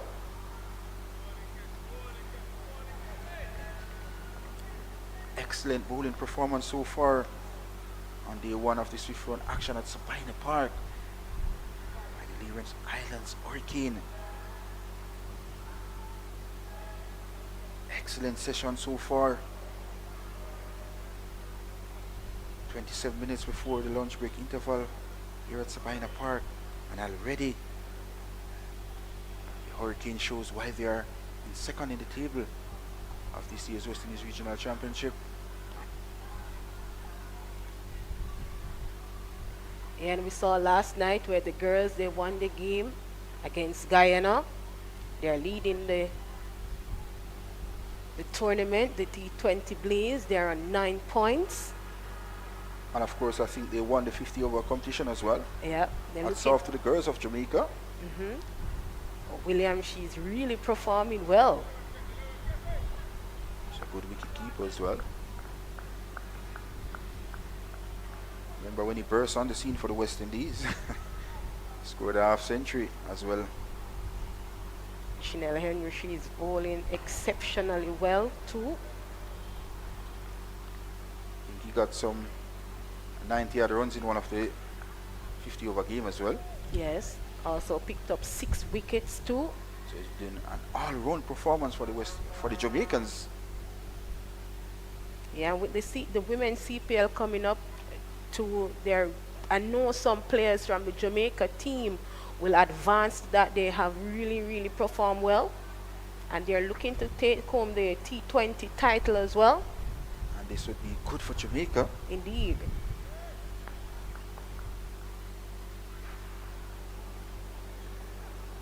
Edge and caught. A tame dismissal from Pete. Someone just feathering through to the big rocking corner, standing as slip.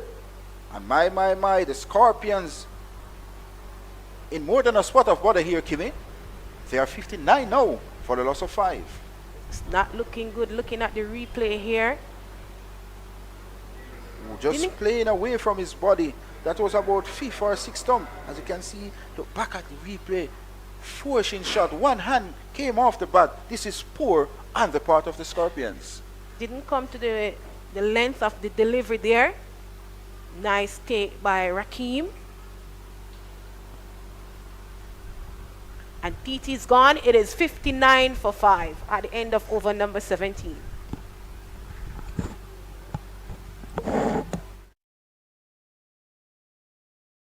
Second, 2 for 6 so far. And as we mentioned, Hurricanes doing a tremendous job so far in this 5th round action here at Sabina Park against the Scorpions. As the wicket-keeper batter of the Scorpion, Morris make his way to the wicket. The Scorpion in a lot of bother here at Sabina Park, losing 5 wickets in over an hour and a half played this morning. As we spell special welcome back to one of the greatest in the business, Mr. Andrew Chan. Good morning to you again, sir. Well, Penny, I don't even know what to say, because when all the Jamaicans were commentating, I mean, they were just, what's going on? So I don't know what to come in and say here, because the Leeward Islands have actually just, they have a complete and utter stranglehold on this game. Credit, however, must be given to Carlos Brown, because he's been there literally from ball 1, Penny, and he's still there. But of course, in the games before, Carlos Brown, and for long periods for the Scorpions. But on the other side, the Leeward Hurricanes, their second string bowlers have done really well in terms of Justin Greaves, who's bowling now. And of course, Archibald picked up 2 for 6 so far. Yeah. That last over was a wicket maiden as well. Indeed. Penny. So it's left up to Morris and the bowlers. We know what Derval Green can do as well. But of course, I mean, in all fairness to the Jamaica Scorpions, I think it's just been really good bowling. You can't say that any of them played any rash shots, particularly to get out. It's just been excellent bowling, excellent pressure. But Carlos Brown has shown that with a little time, with a little application, he can stay at the crease. Straight down the leg side, you're not going to get an LBW shout for that. Just handling down the leg side this time by Justin Greaves. Leg buys the signal. If you look at the areas that the Leeward Highland Hurricane have been bowling so far, Andrew, it's a very special area so far. Yeah. And hence why 5 wicket is there for 60 runs. I think Brandon King dismissal, as I think about Brandon King, that was a bit of a, I mean, he played it straight to that field that just in front of square leg. But if you realize with Brandon King, this dismissal, just playing around his spot, and hence why that ball went straight to that man in the mid-wicket region. But everybody else, I mean, they've genuinely gotten good deliveries. Well, Wicketkeepers Union member, Romain Morris on strike, and boy do the Jamaicans need him today. Well, someone was playing away from his body, hence why he was edged to slip over before. But it was still good pressure that was built by Archibald because he bowled a couple really, really good deliveries to the salmon. He almost had the drive to mid-off that was almost caught as well. Yeah, so beat him outside the edge a couple of times. Exactly, so he was bowling at testing length outside the off stump.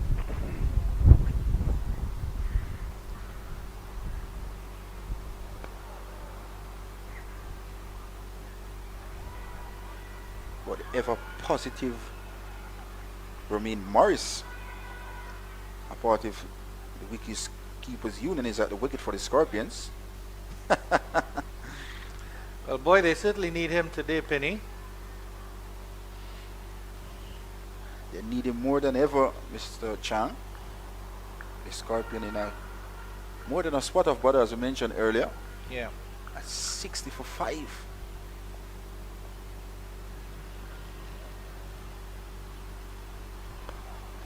But of course, it's all about momentum and peaking at the right time, Penny, because of course the Leeward started with a loss, but since then they've gone from strength to strength. The Jamaicans loss, win, loss, win. You know, they've really been up and down. That it was genuinely up and down. And you look at the Leeward Island Hurricane. They're a balanced team. Bowlers getting wickets, batters scoring hundreds as well. Look at that Kieran Powell. Oh, wafted that one. Unnecessary from Romain Morris. To complete the 18th for the Scorpions, 60 for 5. That's the way Morris plays though. Mid on and mid off up in the circle. As you can see here on the replay. Not there for the taking. But Morris, big booming drive. Lucky enough there, Andrew. Didn't got a feather through to the wicket keeper. You look at that youngster who scored back-to-back centuries in both innings as well. He's still in the lineup. So it goes to show how the Leeward Islands are demanding this year's regional cricket as well. And so too are the Windward Island Volcanoes. T20 World Cup tickets coming up later this year, of course, at men's T20 World Cup. So it's good to see Dennis Polai, former Jamaica Scorpion left arm spinner, as well. Just having some fun watching the cricket with his girl as well. Probably Now the coach of the Jamaica Defence Force. Probably wishes he was out there. Oh, beaten. Beautiful bowling from Archibald. Classic left arm delivery. Just pitching and moving away from the right hander. And we've seen that he has the capability to move it back in as well. He's a very skillful bowler in Archibald. Remember when he came on the scene, played CPL as well. Good all-around cricketer. Can feel as well. So it's good to see the Leeward Island Hurricanes giving players opportunity at the regional level. Yeah.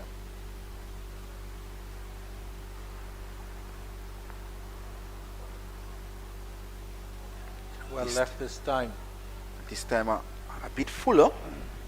Carlos Brown.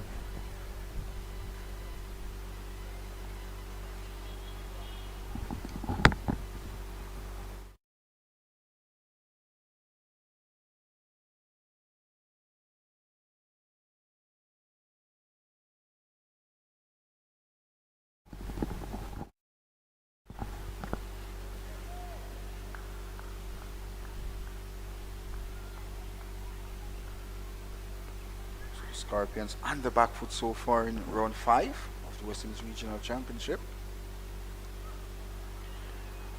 And Andrew, if you look at the field by the Hurricanes, is a man just to the right of the non-striker in a catching position as well. Yeah, there he is. That's to your left of screen. That big imposing figure of Daniel Durham. It's a good position, Penny, but I also think that there could be another slip in place for Colin Archibald. Yeah, with Colin Archibald Yeah. pitching up the ball and getting swings as well. And good placement for the Leeward Islands Hurricane slips. There aren't any gaps in between there. But I would still like a third slip because he's moving the ball away. I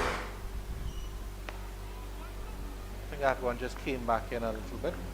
But I mean, at this position in the game, they can afford to do it. It's not like a Jamaican's unhealthy position at the moment. Indeed. And No offense to the Scorpions fan, but it's just the reality of the game. indeed.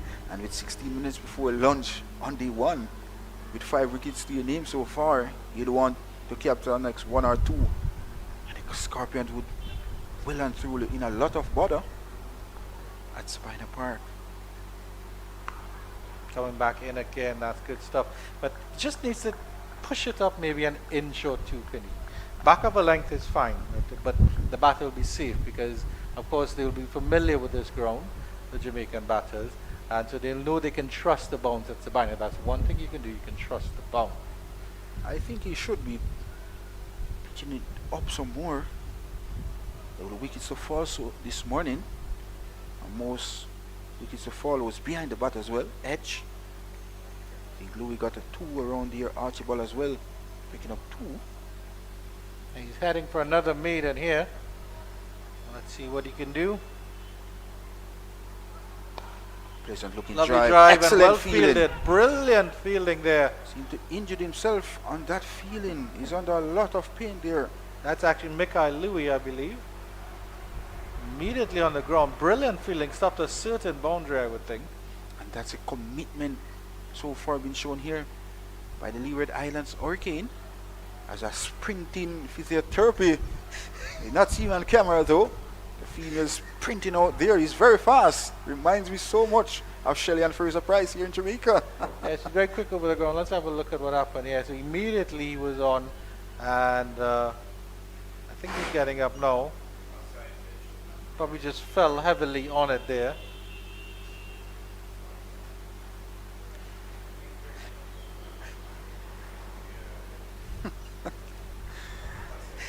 My good friend Mr. Andrew Chang having a laugh. It's all about the game, Penny. Okay, glad to know though. Yeah. I was glad to see you laughing as well. Seems to mean all is right for you.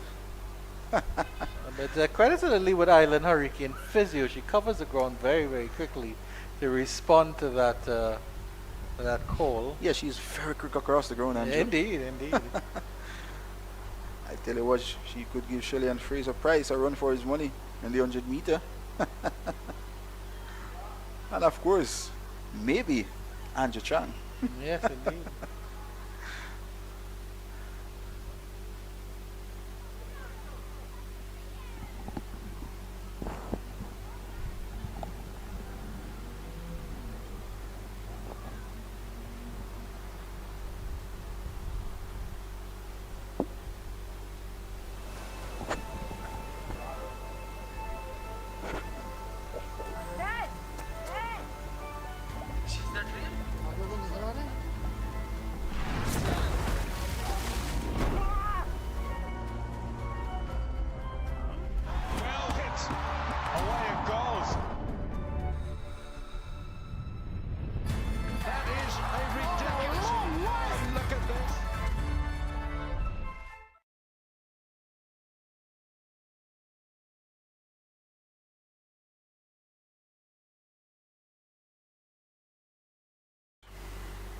Romain Morris needs to get a start here for the Scorpions as the captain been introduced into the attack by himself, and of course you'll be coming from the Michael Holding end of the ground. Mentioning about the captain of this Leeward Island Hurricane team. Jimbo. Over 404 first class wicket to his name.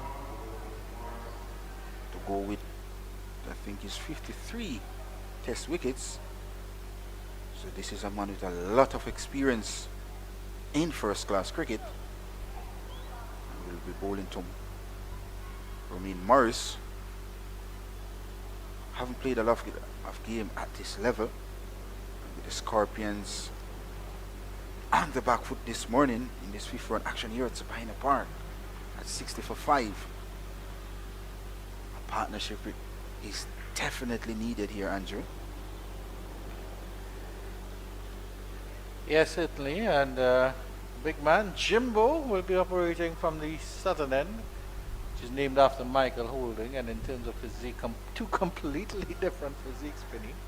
First time. I still think he would be taller than Whispering Death as well, actually. He's very tall, Andrew. Yeah, massive unit, Penny. Massive indeed. Stands. You have him at the cornerstone of your team. That's a very solid cornerstone. Yes, indeed. Stand beside him this morning at the toss, and I was looking up as if I was looking over a mountain. Indeed. And based on the angle, the sun would have been straight in your eye, Penny. He also has an impressive beard as well, so credit to him on that beard. It's a lovely beard. Speaking of partnerships, let's look at what's happening in games around the region.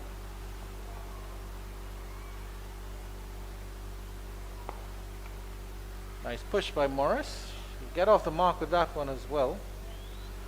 The West Indies Academy are 75 for 2 against the combined campuses and colleges in St. Augustine. That's at the UWI campus. Guyana Harper Eagles 63 for 2 against the Windward Islands Volcanoes. But the big news is that the Trinidad and Tobago Red Force have slipped to 67 for 6 against the Barbados Pride.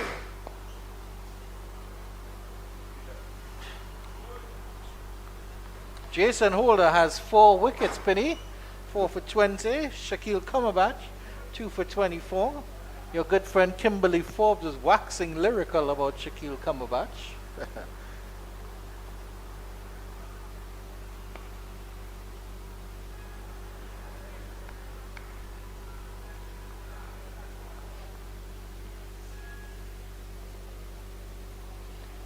That man Amir Django,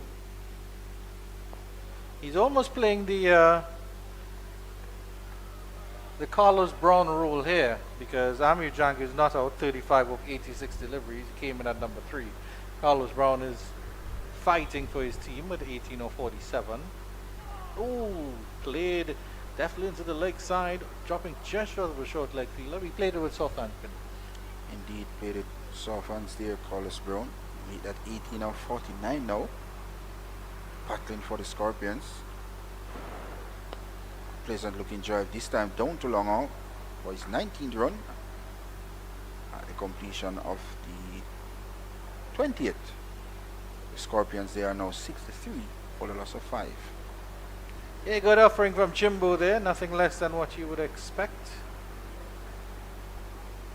All 5 wickets to the Seamers this morning. 3 to Lewin, and of course 2 to Archibald. So if you're just joining us, this is the West Indies Regional Championship 2024 here at Sabina Park. It's the Scorpions against the Hurricanes. The Hurricanes, they won the toss this morning and asked the Scorpions to take first strike. And whoa, Leeward Island Hurricane picked up 5 wickets inside a hoe and a half blade this morning.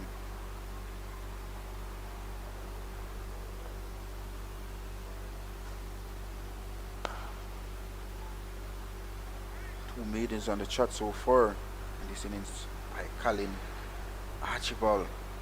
Figures shown into his 5th over, 2 for 6 so far, and 2 big wickets to his credit as well. And also Jeremiah Lowe, 3 for 19 to his credit as well. And all the wickets to fall, Andrew. or from this end, right or wrong. Yes, indeed, Penny.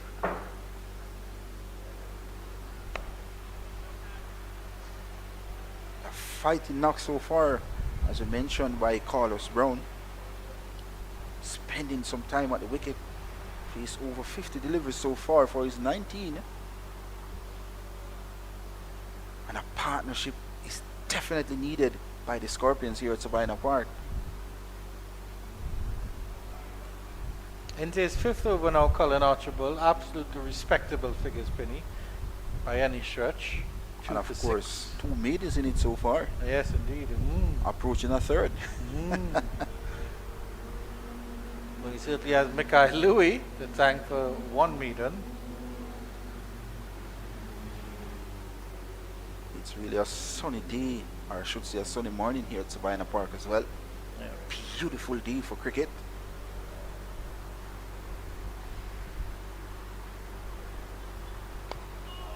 They're very chatty out there, the Volcanoes. I mean, I think they're on top of their game, but they're very supportive of each other.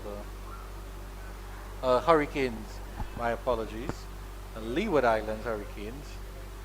Yeah, but they're really chatty out there. They're really positive, and it's not just the state of the game. I think they know that they're doing well in the championship.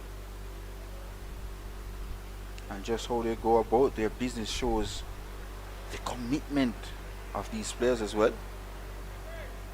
Fast bowler getting 3 wickets this morning and still diving around in the field. This is good on the part of the Hurricanes as well. And that they're using fast bowlers as well, Penny. I mean, of course, we've always been concerned about the shortage of fast bowlers coming out of the West Indies, but the Hurricanes are using those fast bowlers. They have, well, at least 2 at their disposal.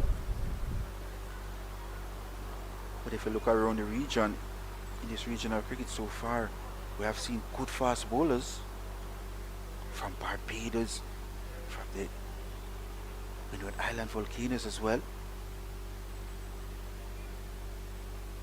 Of course, one of those fast medium pacers is Justin Greaves, who made his debut down under in Australia, performed quite admirably. Probably didn't get as much runs as he would like, Penny, but certainly with the ball he stood up. He stood tall. Some useful spells for the West Indies. Yeah, Just but I think he's a better batter than he portrayed down under. Well, he shows in the Super 50 last year as well. So Yeah. he's a very capable batsman. Well, I think that was his. It was his performances in that Super 50 that really propelled him up.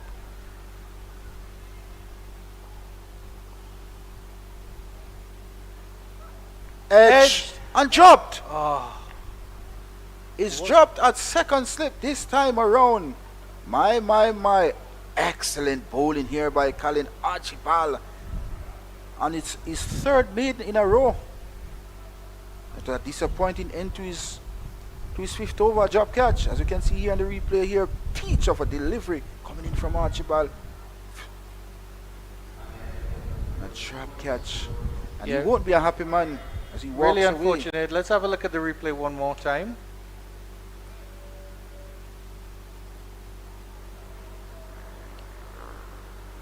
Good line, good length. You must play top delivery by a top bowler in Colin Archibald to complete his 5th.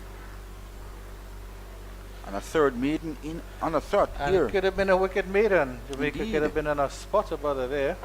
And more than a spot of butter, it would be. And I can't believe Justin Greaves missed that one, because he took one of the sharpest catches I've ever seen down under in Australia. Good push here by Romain Morris to get a single. And Just over pitch delivery here coming in from Raheem Cornwall. Romain Morris drove it nicely down to long off for his 2nd run.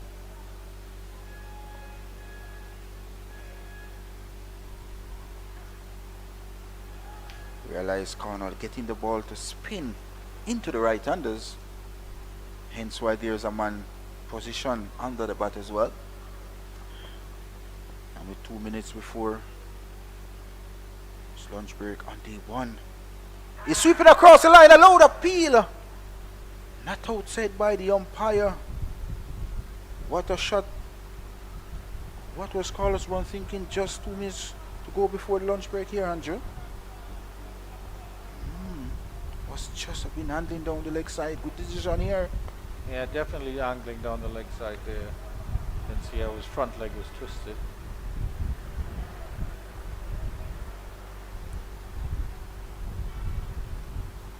So another single to the Scorpions. Carlos Brown is up to 20. 59 deliveries. Fighting knock so far. Only batter in the top 5. Yeah, in terms of that drop catch, I think Reeves was the right person to go for it. It was going low to Cornwall's right.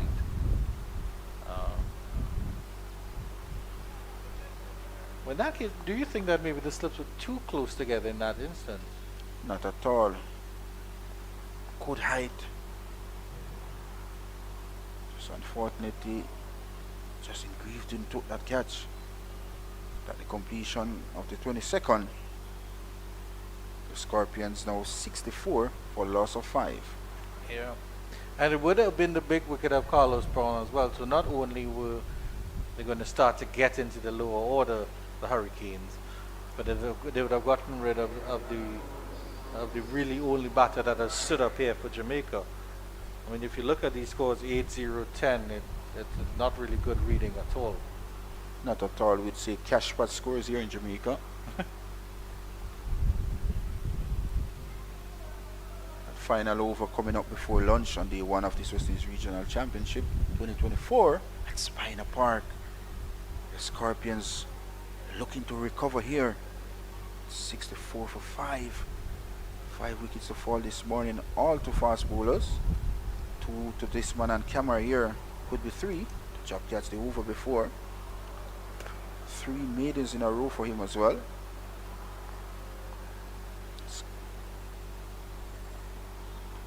Testing line has been maintained just on 4th stump to Carlos Brown. And the good thing about Carlos Brown is spending time at the wicket. But the bad thing for the Scorpions, he's not been able to capitalize and get 2 figures for the Scorpions. And the Scorpion desperately need someone to come up big today. Yeah, I mean, if you look at the fall of wickets, 21, 27, 39, 49 and 59, I mean, it's just regular on the scoreboard here. 0, 10, 8, 6, 2. Ooh, not good at all. All you need is a 7 and you'll have a Jamaican phone number. Indeed. You're absolutely correct, my friend. Ooh, that ball just shaped back in at the last. Good, decent bowling performance here by Colin Archibald. And the figures showed, Andrew. Yes, indeed. Into 6, 2 for 6, including 3 maidens on the chart. Special left arm seam bowler. And it could have been 3 for 6, Penny, of course. You're absolutely correct. And then the Jamaica Scorpions would have been 60 something for 6. Actually, so at one point the Trinidad scoreboard was 66 for 6, Penny, the mark of the beast. The Nelson, the end all Nelsons. Just the bowlers to come for the Scorpions as well. So this partnership is very critical at the moment. Just scoring at 2.84 runs is the Scorpions. Yeah, of course, to come we have RBJ Mansing, OJ Shields, Ramal Lewis and Durval Green. So we know Mansing and all capable and batters Green as well. Yeah? We know RBJ Mansing can bat as well. Yeah, Mansing and Green. Ramal Lewis. Of course, Ramal Lewis Yeah. can be very dangerous in the low and back end for the Scorpions. He's not bad with the bat at all. Good leave there, but an excellent delivery from Colin Archibald. Really, really good bowling here. And I think it was what impressed me about the second string, the second change bowlers, is that they immediately started on the money. Louis and Thomas eventually started bowling a little bit better, but they had some questionable overs to start. And I think that's a jersey of my beloved Liverpool FC that was just at the Kingston Cricket Club. That's our jersey, the Liverpool jersey. Indeed. Big side, we know. I can't tell. Our good friend Vishal Lalman won't want to hear that though. Might be Manchester, Manchester the United. red of Manchester, the imitation Reds. Oh, beautiful again from Archibald, Had but again pace, had another bunks good as lead well. from Brown. Yeah. Excellent bowling performance here by the Hurricanes so far. They won the toss this morning, Andrew, and immediately making some inroads into the Scorpions lineup. Big players as well. Kurt McKenzie, Jermaine Blackwood, Leroy Log, Brandon King, and Pete Salmon, who scored a big half century the last game. All back in the pavilion. So another maiden, his fourth in a row to complete over number 23. But the Scorpions lost the toss this morning on the opening day of this West Indies Regional Championship Round 5 from Spina Park. The Scorpions close at lunch at 64 for the loss of 5. Your final thoughts on the game so far? It's been all about the Hurricanes. They've blown through the Jamaica Scorpions in this first session. Excellent bowling from all round. Jeremiah Louis and Archibald Lewis taking all the wickets to fall. Louis taking 3, Archibald with 2, and Archibald could have very well had 3 had a catch at second slip been taken off the edge of Carlos Brown. But I think the Leeward Island Hurricanes will go in very, very happy with how they performed in this session. We'll take a break and be back with you in about 40 minutes or so.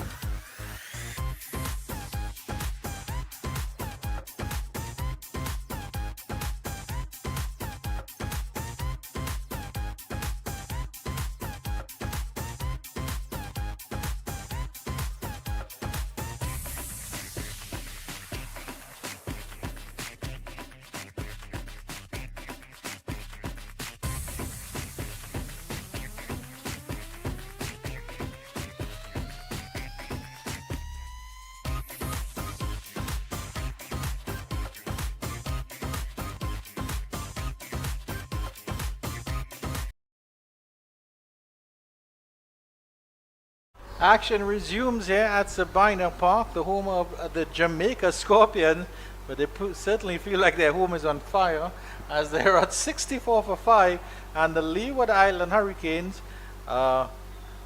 running away with this game. They absolutely ruled that first session. Andrew Chan in your company, alongside Miss Kimberly Forbes. Good afternoon, Kimberly. How did you enjoy your jerk chicken curry goat lunch? It was good, thank you. Yes, it was absolutely lovely. And your thoughts on the state of the game, Kimberly? Well, the morning plan for Raheem and the Leeward Hurricanes, they had stick to that plan. They rid of the top order, which was the plan for them, to put Scorpion in this spot, 64 for 5. And they would want to continue after lunch. But it is up to the Scorpions now, the two batter at the crease, Carlos Brown and Romain Morris, to try and get that big word that is really needed for the Scorpions, the partnership. O'Shane Thomas is settling down to bowl to Romain Morris. There's O'Shane to Romain, Jamaica versus Jamaica. Jamaican, I should say, versus Jamaica. There's O'Shane Thomas, as we know, is from Jamaica, playing for the Hurricanes.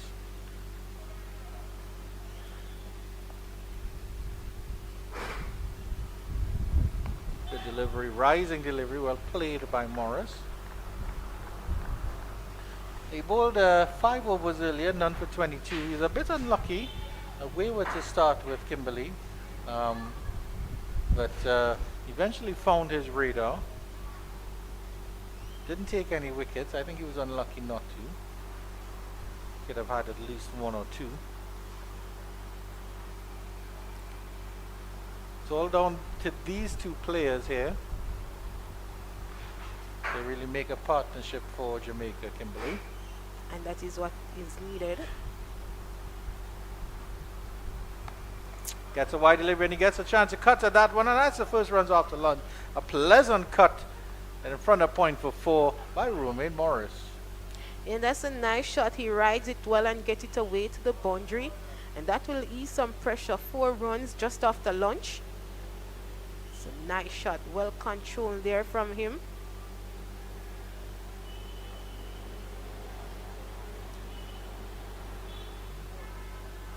And that will give him a bit of confidence as well, Romain Morris. He's the top scorer for the Scorpions in this tournament so far. Had some really, really good scores. Didn't do well against the Academy though. Just 1 and 13. Oh, beautiful. Absolutely gorgeous delivery from O'Shane Thomas. It's a nice delivery indeed. It makes you say, ooh. As Penny would say. Absolutely delicious.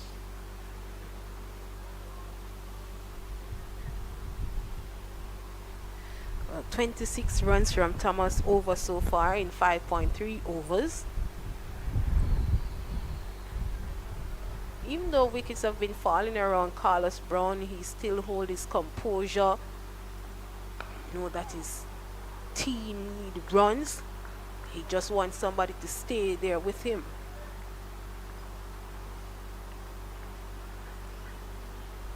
It'd be interesting to see if you see another spell from Jeremiah Louis coming back, because of course he was the opening bowler that did the early damage, getting rid of Mackenzie, Blackwood, and Lugg.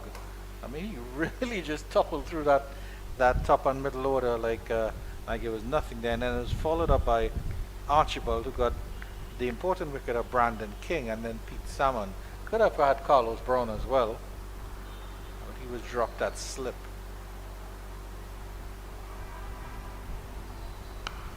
Gets another push into the off the back foot into the extra cover region, but there's no run there.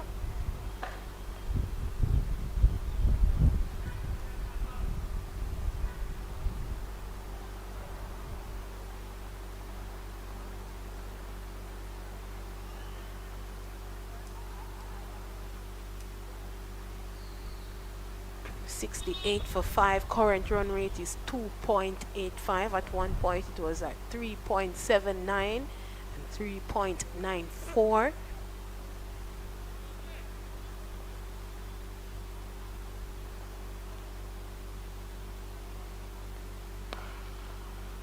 I like the fact that the Leeward Islands have come out 68 for 5 with their fast bowlers. Again, they have 3 slips. They're maintaining the pressure.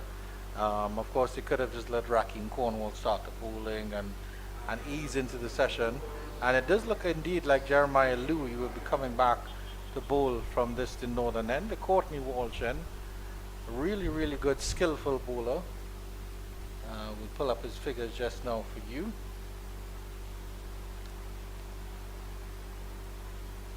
Yeah, it's the right time to bring him back there, Cornwall, to see if he can get 2 quick wickets after lunch.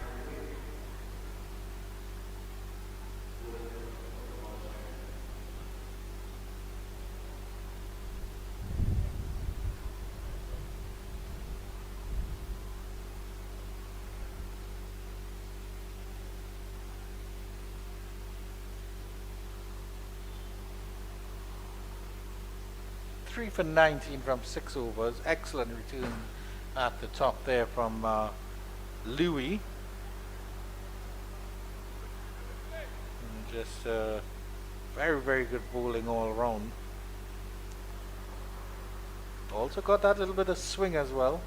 I think made him particularly dangerous. We'll see if he gets any swing with the teenaged ball. He does get a little bit of swing. Now it's up in the air, and that could have been taken at short extra cover, and that could have been the end of Carlos Brown to start. Well, Kimberly Forbes, Jeremiah Louis is the man to watch out for. Indeed, he already pocketed 23 wickets already. Picked up 3 this morning, makes that 26. That was a good delivery, and Carlos Brown just be a lucky man with that delivery. That was Mikhail Louis at short extra cover. It could have been caught Louis, bowled Louis. Again. Good Yorker length delivery. That swung as well. That swung late. Well played in the end by Carlos Brown.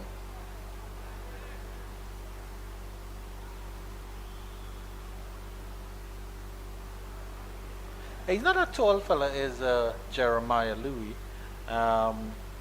I don't think he's particularly fast either. It looks to be more rhythm bowler. I would argue that he reminds me a little bit of Jerome Taylor. It's more about the approach to the crease and a little swing, just a natural sort of approach, smooth approach to the crease. No big jump, no big skip to deliver.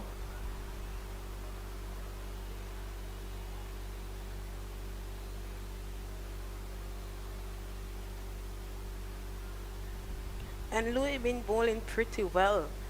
He's in his 7th over, 3 dots from the over so far, 19 runs and 3 wickets.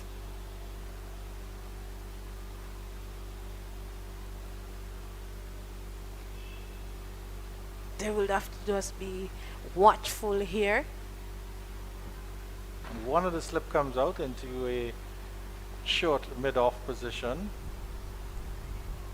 Now he's changing to a short extra cover position.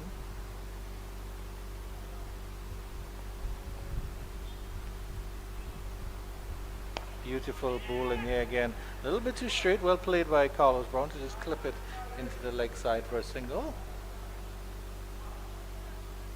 You can see that ball swinging, Kimberly, and it's decent swing. It is decent swing. He's getting that ball to move.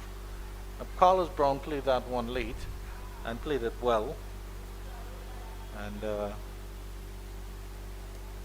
Kirk McKenzie, the dismissal for Kirk McKenzie will show that that Louis has that potential to bowl to left-handed as well.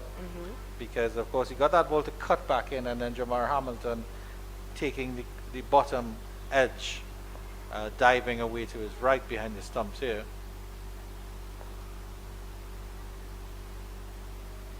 It's too wide to start with, but a little bit of swing again there from Louis.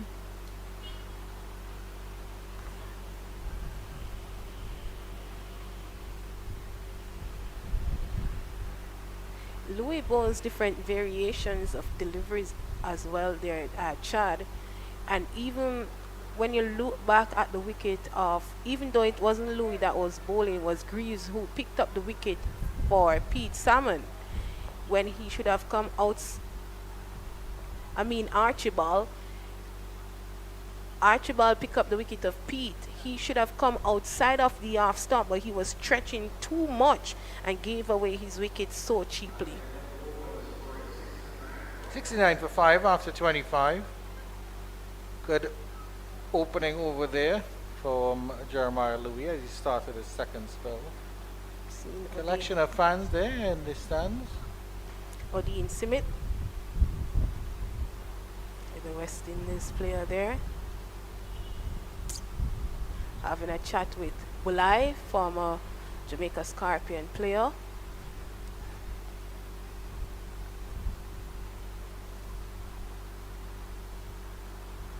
See Shedon Cottrell in there as well. Special good afternoon to our cameraman, Gordo Pear. Made friends all around Sabina Park. Across Jamaica indeed. Goodness. Flicked into the leg side and Brown gets off the mark, gets a good single. Carlos Brown has been really, really good, of course, here, Kimberly. And I think in terms of the Jamaica batters, when they come out for their second innings, they could take a leaf about how Brown has gone about his business. It's been a very, very slow knock, 22 of 70, but he's in there. He's absorbed a lot of time.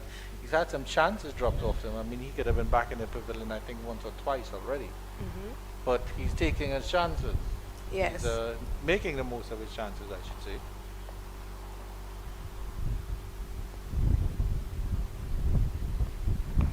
Inside edge, a thick inside edge, and it goes to mid wicket. I'm not sure if it was intended that's where he wanted to go, but the pace of O'Shane Thomas gets it to the boundary, and Romain Morris gets another 4. Even though it wasn't intentional, but he still picked up a boundary, and they will be happy with that boundary. Takes the score to 74 for 5 in over number 26.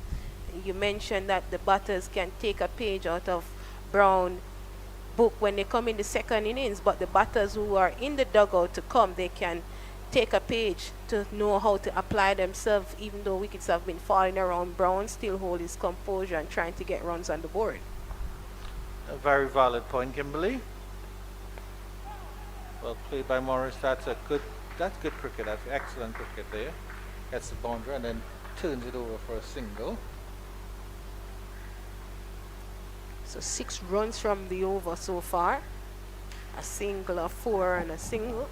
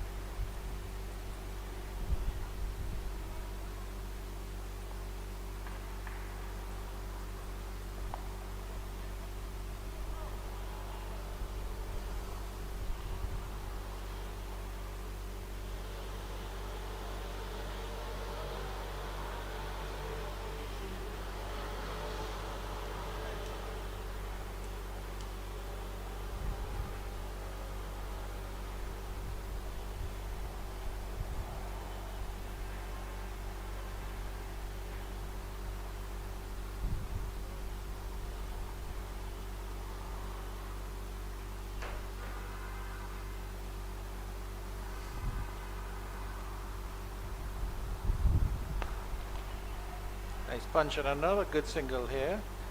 Carlos Brown this time.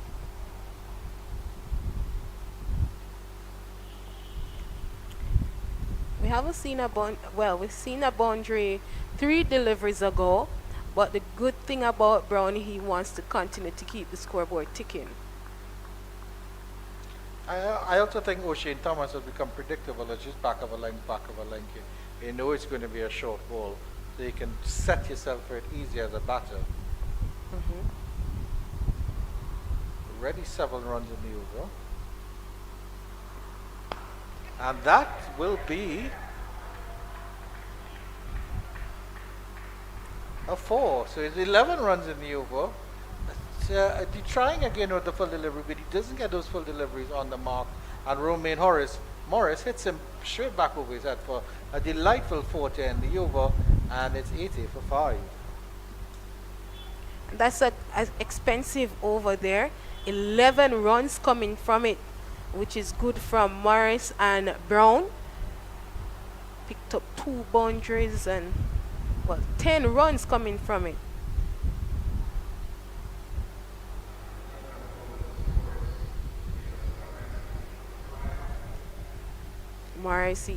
Morrissey's on 15 from 19. And I know that the Scorpions are saying if these two can stay there until the end of the day, they know they can get something good on the board, some runs on the board. They're at 80 for 5.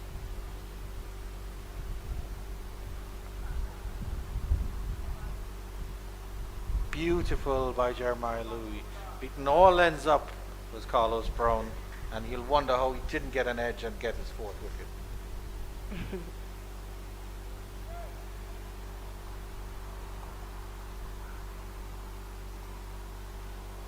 Louis doing a wonderful job for the Hurricanes so far in his 8th over. Picked up 3 wickets already for just 20 runs. Bowling some pretty decent line and length.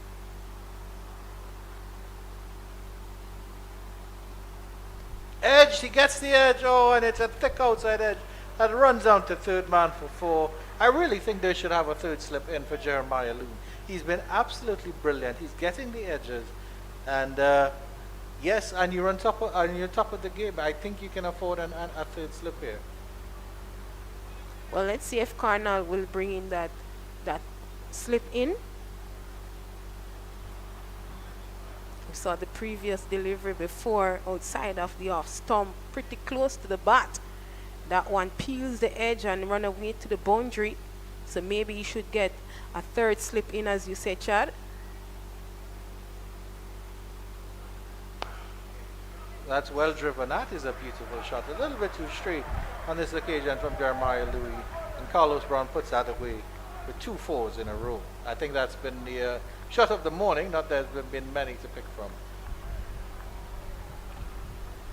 And as I mentioned, that he's very watchful. He's applying patience at the crease, which is needed, and he's displaying that for others to come. And I know that if he stick around, he can get maybe his first half century and then move on from there. He missed out on a half century couple matches Gets ago. the edge this time, and it falls just short of Raheem Cornwall. He does well, the big man, but to stop it, I don't think anyone could have caught that. And that just gets that big paw down. Let's have a look at it here.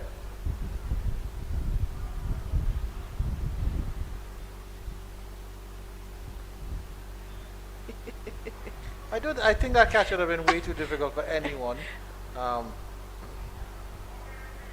He really did well there, Raheem Cornwall, to not let get it past him.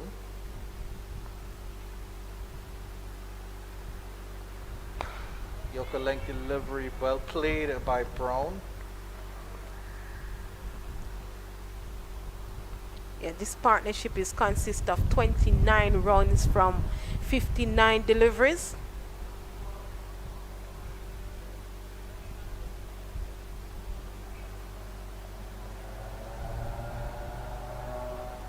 Of course, Kimberly Forbes right now is using the data provided by Cricket West Indies to book her tickets for the T20 World Cup. Looking up and lining up, making sure that on the 19th of March she's ready and in the line.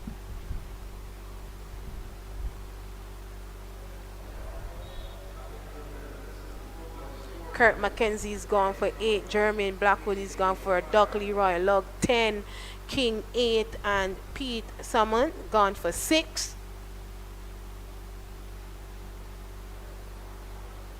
Carlos Brown, he's on 31 from 78 deliveries.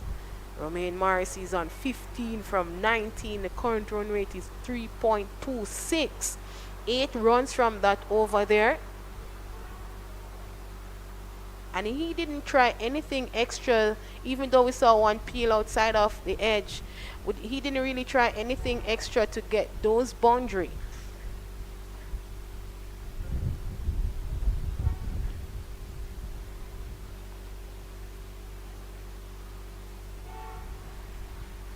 Big man O'Shane Thomas will continue from the Michael Holding end. That's the southern end of the iconic Sabina Park. To the western side of the ground is the Kingston Pavilion, the Kingston Cricket Club, I should say. Punches nicely off the back foot, does Romain Morris.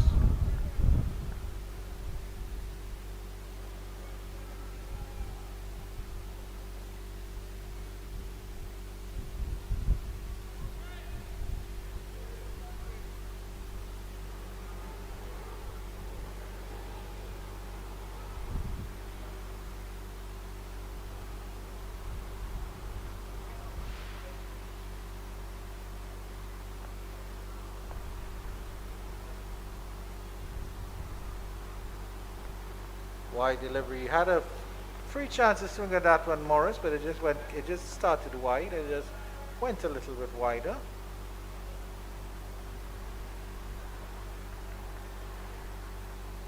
There's a field at deep backward point now, just in case O'Shane Thomas does go too wide.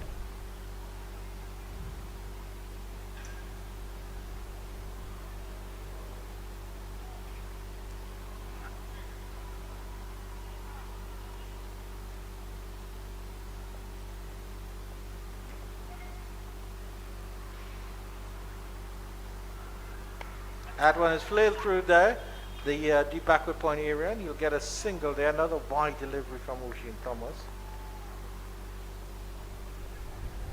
Of course, you were talking about consistency with O'Shane Thomas, Kimberly, and it's really been a mixed bag in this over.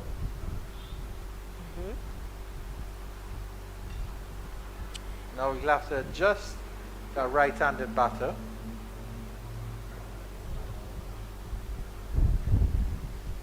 He wants to find which area he's going to target. If he's going to leave it outside of the off stump or try to bounce it in like he normally do to see if the batter can give a top edge.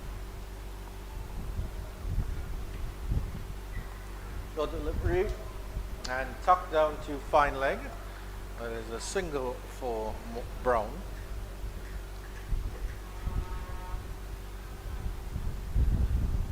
"31-run partnership on the board, and by far the highest, other than the 21 posted by Brown and McKenzie at the top of the order. They would want this to continue past the 31.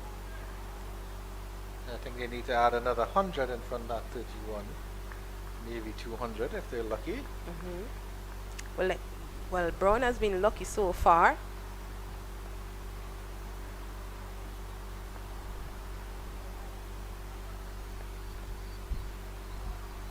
No ball again from Thomas. But you can see, obviously, Kimberly, after the first session, where there was a little bit of moisture and the ball was brand new and they were doing something for the bowlers. Okay, fine. The Leeward Island bowlers got on top of Jamaica.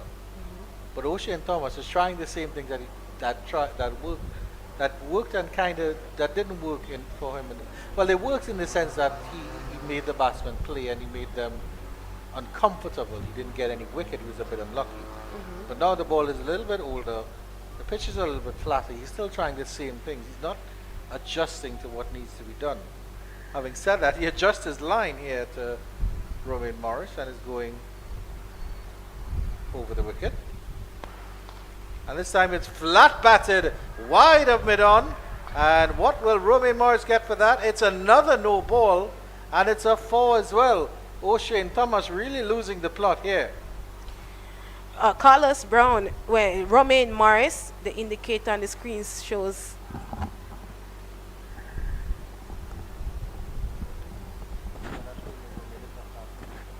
Yeah, so Romain show a bit of confidence now here, Chad.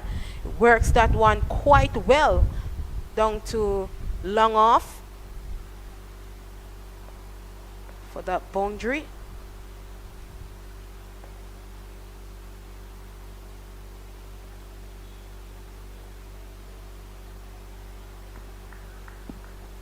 Scores moves up to 96 now.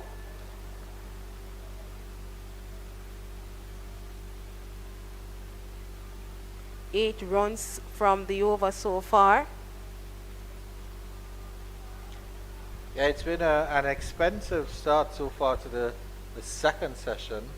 Of course, Jamaica went to lunch at 69 for 5, or 64 for 5. And just a couple overs, 4 or 5 overs. I think this will be about the 4th over that we completed. Or 5th, my apologies.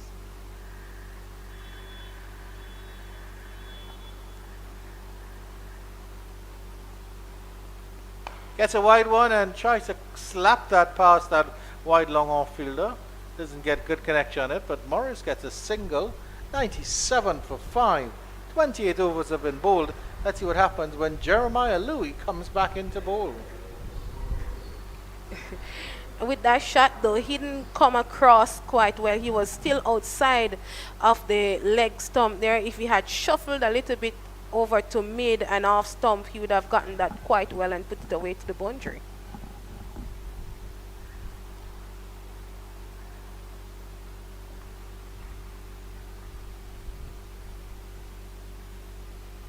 The big man Jimbo moves slowly into position at first slip.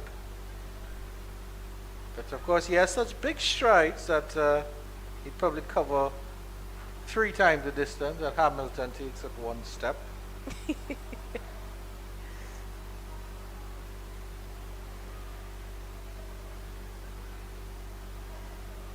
So it's Louis who is continuing from the Courtney Walsh end. Morris, who is on strike, he's on 21 from 26 delivers. Carlos Brown, who is on 32 from 79.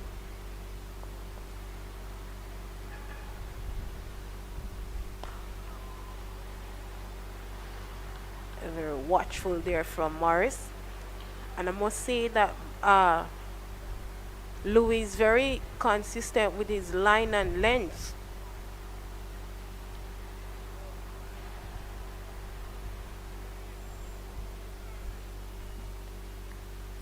I'd like to see Louis in operation with either Greaves or Archibald on the other end. Those 3 have been really, really good. Beautiful bowling here by Louis. And if one of those were at the other end building pressure, because I think with O'Shane Thomas on the other end, I mean, I guess it's sort of personal for the Scorpions as well. They want to go after their good friend, but in this case, they're the enemy on the field. O'Shane, of course, will be striving for wickets as well. So I think they will go after him, and the sort of wayward deliveries that he sent down, he'll really release the pressure that is building on the Scorpions. Late swing again there from Louis with 2 wide.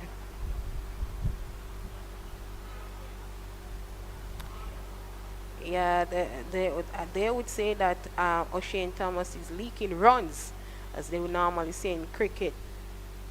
Need to tighten up and know where he's going to target. Once he knows that, then he can create some pressure for the batsman or create some problem for the batter.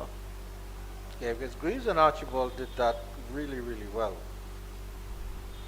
And it's 2 wide from Louis. And it's signaled as wide thusly. Jamaicans inch ever closer to that centurion mark.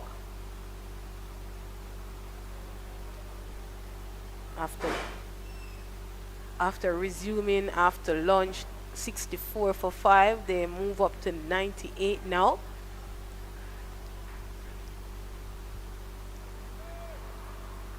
And this is what they really need, a partnership.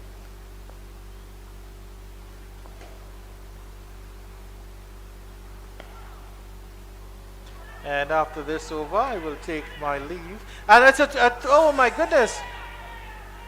It's all happening here. It was a suicidal run. But then the other situation is that Morris was running straight down the center of the pitch. They can appeal, and then the throw came in. We'll have a look at the replay on this one, Matthew, because we need to see what's going on here, as the umpires will confer on this one. Yeah. The Morris is halfway up the pitch. As the throw comes in back at the... the information, the thoughts coming is that It was a good throw. It was definitely at the stumps, and it was probably going to hit. But Morris ran, well, had to turn back down. You can't say that he was really obstructing the ball intentionally. So the umpires, I think, have conferred, and Romain Morris is still at the wicket. I think he just turned, but I mean, luckily for him that he was in the way. I think that throw might have been on the stumps. Excellent work there. Yeah, he just turned and started running. So, and that's a good decision from the umpires as well. And then, of course, Jabbar Hamilton.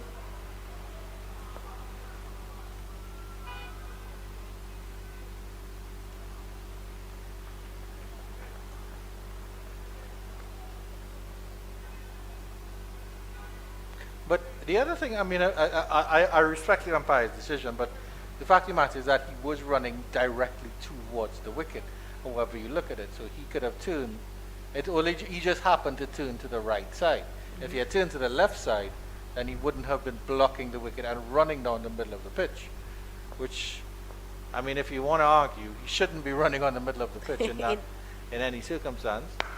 Nice drive, that one is pleasant, but there's a fielder down not long off, so it's just a single there for Morris. I guess the umpires are saying that he didn't run in the middle of the wicket intentionally, just turn and move same time. And at the end of that over, that very, very exciting over with the Jamaica Scorpions 99 for 5, I take my leave as Marlon Penny is ready to come back on. And the two Jamaicans will commentate on how the Jamaicans are going. And based on the last time they were commentating when Jamaica just fell, we hope the same thing won't happen again.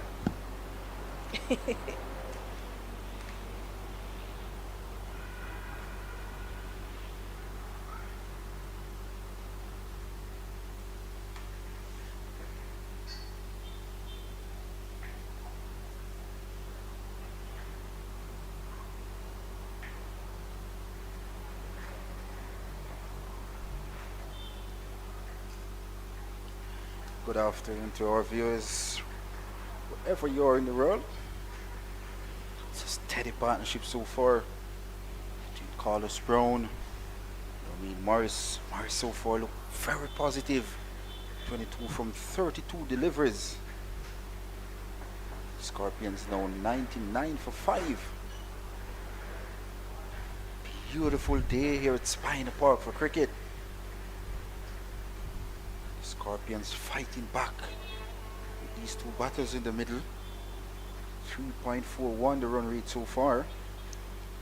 Yeah, and just to say, Pinnock, is that even though Brown is at the crease for quite some time, Morris is not allowing Brown to feel pressured.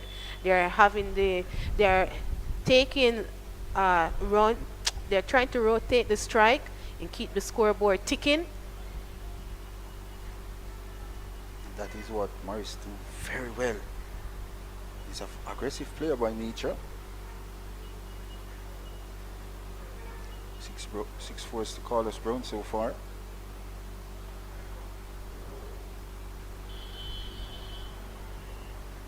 So the man with over 400 first class wicket, captain of this Leeward Island Hurricane, Hakeem Cornwall, so ball in hand. Steady looking Morris so far. Had a good season so far this year, both with bat and with gloves as well.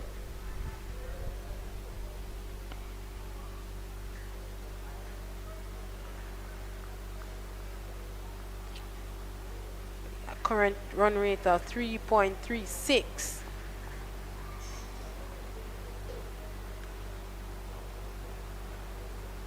Look very easy in the eye so far is Morris. Carlos Brown was dropped earlier this morning. Justin Grieve at second slip of bowling off Archibald.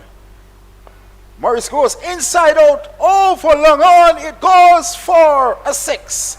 Top class shot by Romain Morris.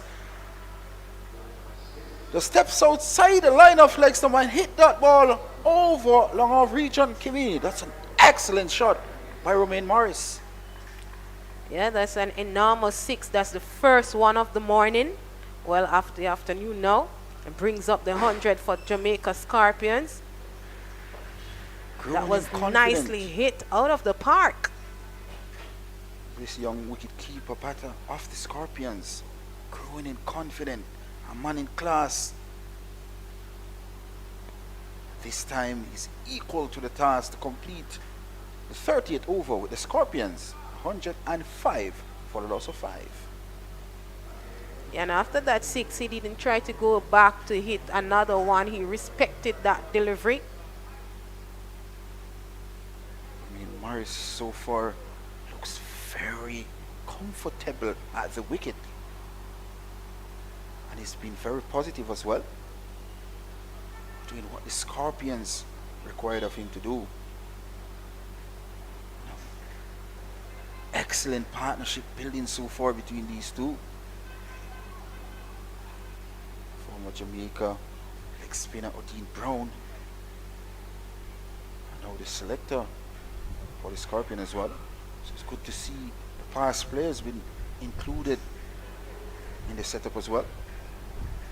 This man with ball in hand, Jeremiah Louis, 3 wickets to his name this morning.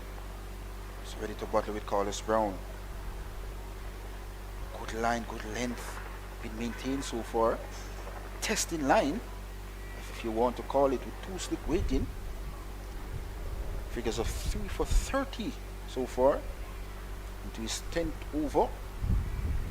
Archibald picked up 2 this morning as well. It's good to see Leeward Island Hurricanes looking wickets. Scorpion staging a fight back here. Positive looking shot off the back foot this time by Brown. Excellent work in the field.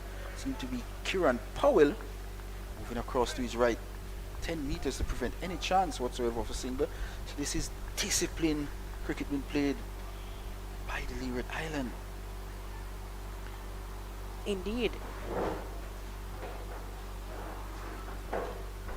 This is what you want to see from your batters in the middle, Kimmy.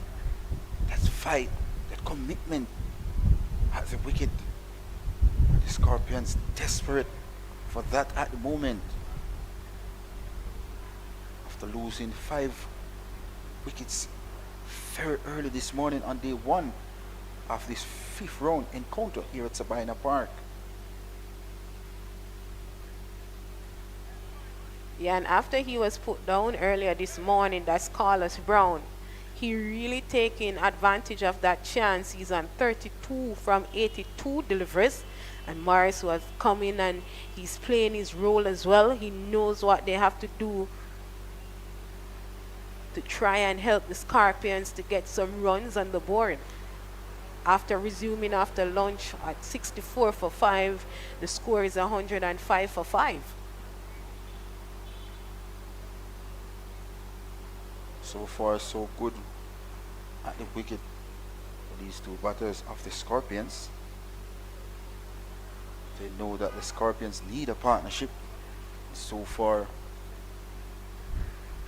they're doing a tremendous job.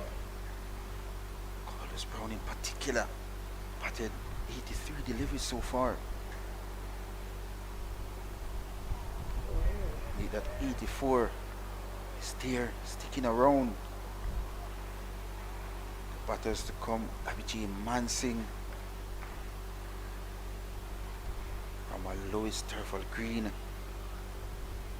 of course OJ Shields, who all can bat, Kimmy. Yes, we saw that on Friday from Derval Green, when he was batting with Jafar Royal. It's a nice shot. That will get away towards the boundary.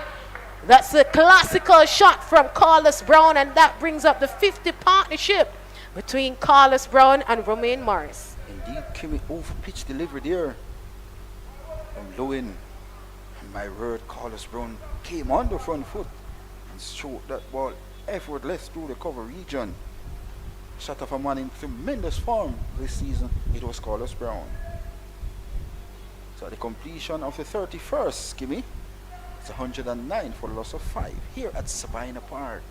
Yeah, and we know that Carlos Brown had fell short in a match by 2 runs from his first half century. But today we're hoping that he can get to that. He's been batting well, being patient at the crease in spite of what's happening around him. 5 wickets has fallen around him. Still ticking to the task. The current run rate moves up to 3.5, 2 runs and over. All season, Carlos Brown have been getting starts, but not capitalizing. The Scorpions will hope Carlos Brown can capitalize and get 3 figures today. Well, Morrissey is going big this time. He goes for long off this time for another 6. My word, my God, absolutely carnage here at Sabina Park. By Ramon Morrissey is up to 34, and the Scorpions up to 115 for the loss of 5. That was a huge one.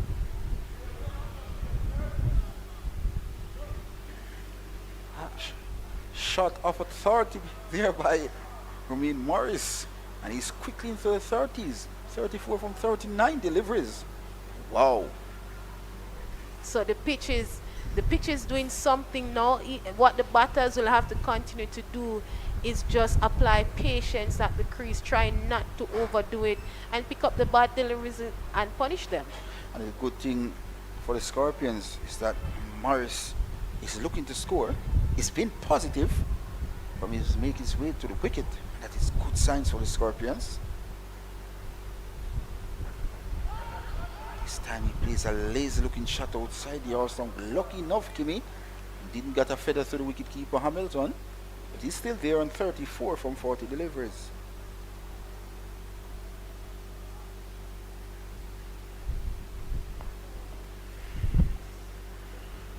This is what the Scorpions needed. Just a big partnership. This partnership, as I mentioned, Kimmy, over 50 so far. Yes.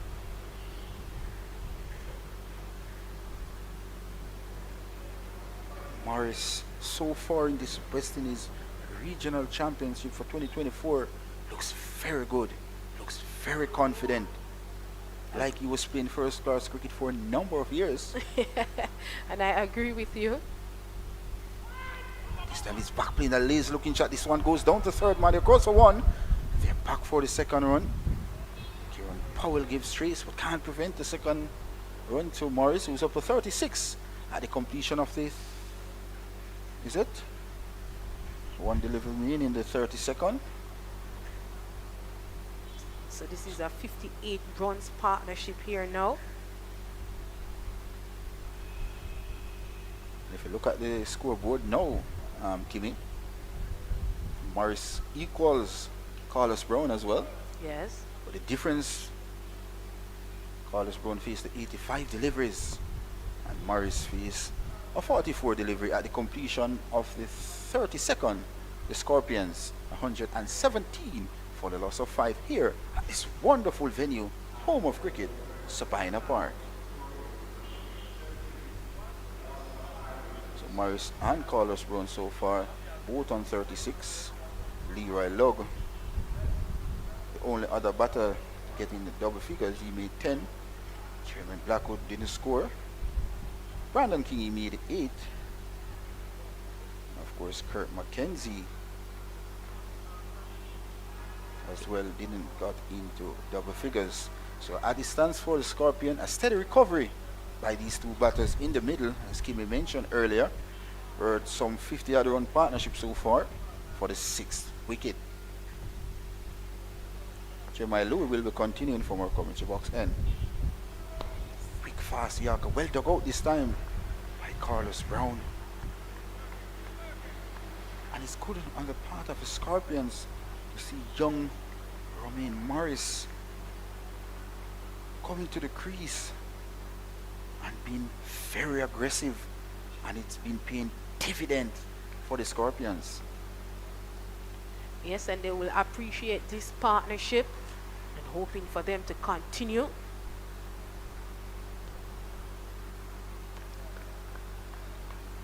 If I was the coach for the Scorpions, I would say let the bowler make the mistake and you take full advantage of that mistake, but you don't make that mistake and throw away your wickets.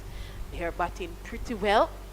And as I said to Chad earlier, forget about the 5 wickets and let us be the openers here and try to get some runs on the board. A good thing Morris is on their counter attack. Anything that presents itself is quick to capitalize. On the other hand, Carlos Brown will play strokes like that, but this time out to the man at extra cover. And there is no run. Positive looking Carlos Brown. Each time this young man comes on the front foot, Kimmy, you sense that he's going through the covers or going through mid-off. Yes. Complete cricketer, reminds me so much of a Trinidad and opening batsman in Darren Ganga. Correct cricketers. So far so good for Carlos Brown and the Scorpions. He's at the wicket.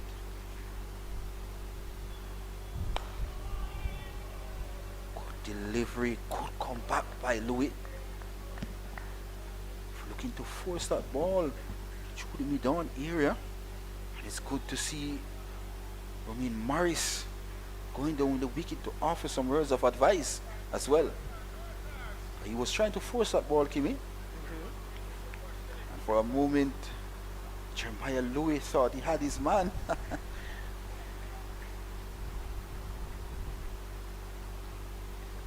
And I think that conversation there from Morris is to say, Button, try not to give away your wicket. Don't try to force the shot. You're absolutely correct, Kimmy. Don't force that issue. Partnership is just over 50. Need to get it over 150. Yeah, they're saying that we need another 100 runs on the board.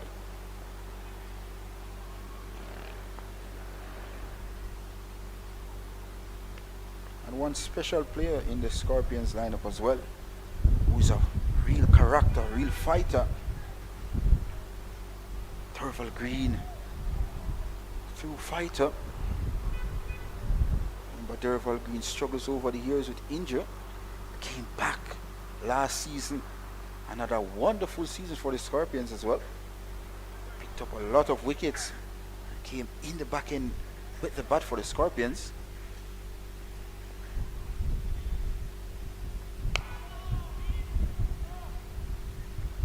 Slower delivery to complete the 33rd at 117 for 5. Yeah, that's a maiden there from Jeremiah Louis. Morris is on 36 from 44 deliveries. Carlos Brown, he's on 36 from 91 deliveries. It may seem as if he faced a lot of deliveries there, Pinnock, but forget the deliveries. He's still at the crease. He's making runs, and the runs is what the Scorpions need. His partnership is 59 runs. And so far, Carlos Brown among all partnerships so far for the Scorpions. And in fact, this partnership is the biggest by a big margin. Still more runs needed here by the Scorpions. First aim for the Scorpions to get 250 plus to get a batting point as well. And the batters, Abhijay Mansingh, Ramai Lewis, those players will fancy them chance to put the Scorpion over that 250 mark as well.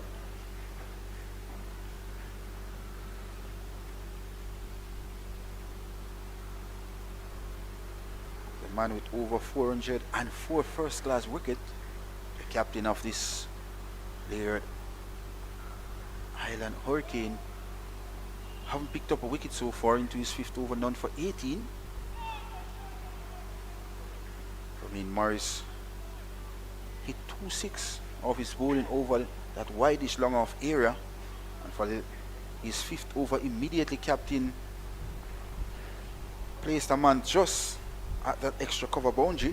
Wow, nice bounce, nice turn from Rakeem Cornwall, very tall fellow, tends to get the ball to bounce a lot here, Kimmy. Indeed.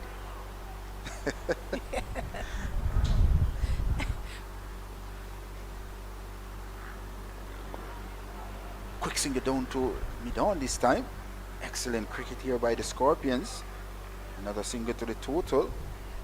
Another single to Morris as well. I mean, Morris so far doing what is required of him and doing what he knows to do best. Being positive. On the other hand, Carlos Brown being the accumulator so far.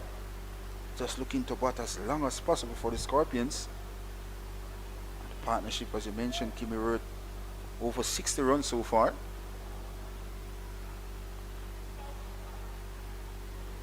This is a very important partnership for the Scorpions.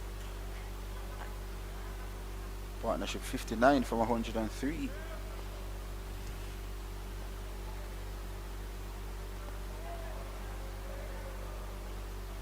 And that's the end of the 34th over. The score is 118 for 5. It is Carlos Brown and Romain Morris at the crease. Morris is on 37, Brown on 36. And if you look at how Morris got his runs, majority of his runs, Kimmy, are in boundaries. Yes. It's a beautiful shot of this wonderful beach in Jamaica. Such a beautiful country is Jamaica, Kimmy. Yeah, it seems as if we're looking over at Port Royal. It is indeed. A very historic place. That's Port Royal. Yes, we are pro Jamaicans in the commentary box as well, Kimmy. Indeed. I'm born Jamaica. No problem, man. So Archibald seems to be back. Archibald is back from our commentary box end. And he'll be bowling to Romain Morris. Morris so far 37 from 48 deliveries. Being on the counter attack so far for the Scorpions. As I mentioned earlier, Carlos Brown just been the accumulator so far. Batted 93 deliveries so far. But a chance earlier, he was dropped at slip off the bowling of this same man here, Archibald. Yeah, you can know see the intention of Rakeem Cornwall is to break this partnership, trying to bring in a new batter. This time he starts down the leg side, just train on the line of the leg stump. But these two batters, they are well set. They will have to make the mistake to throw away the wickets. So each time you see they're having this conversation to say, baton, try not to force the shot, wait until the ball comes to you and you play the shot. If it is a bad delivery, then you punish it. But let's work it for our ones and twos. Keep the scoreboard ticking. Of course, Archibald last 4 overs was 4 maidens as well. This one kept a bit low to Morris. His bat went down in time. This is fantastic bowling performance here on the part of Colin Archibald. It's hats off to these two batters of the Scorpions. Really staging a recovery for the Scorpions. We're at 60-run partnership so far. After the Scorpions was on the back foot in the first over of play. They really strangled the Scorpions in the first session. Ooh, beauty coming in from Colin Archibald. Beating Morris outside the off stump. He was searching, was Morris. And lucky enough, he didn't got ahead through to the wicket keeper. Still at the wicket is the aggressive Morris. Carlos Brown, my player so far for the Scorpions. Spending a lot of time in the middle.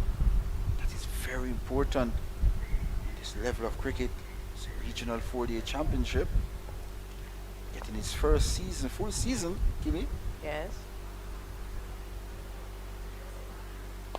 What I would want for Morris though, Pinnock, is for him to get out of the 30s and the 40s, try and get that half century and capitalize on it from there and try to get even his first class century. We saw where he fell short by 2 runs, but today by 3. But today can be his day to get that and get more runs as well. Based on how he's batting so far, he's in terrific form. 38 so far from 52 deliveries, so he's well set. And of course, Carlos Brown is there with him, looking very good. Whipped away with 2 mid-wicket across a 1. We are back for the second. Carlos Brown thinking about the third. Kimmy, that's not on.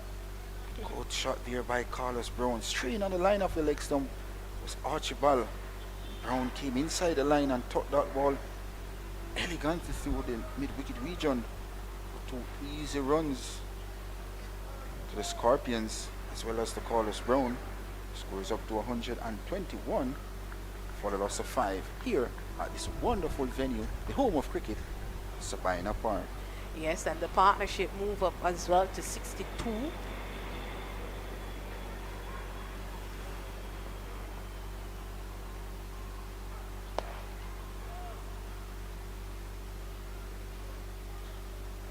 At the completion of the 35 skimmy, 1-2-1 for the loss of 5 here at Sabina Park, Kingston, Jamaica. And that's 3 runs coming from that over from Archibald. He has bowled 7 overs, picked up 2 wickets for only 9 runs. It's wonderful bowling there from him. It's Carnwell who's going to continue from the Michael Holding end. Rakeem Kimbo Jordan.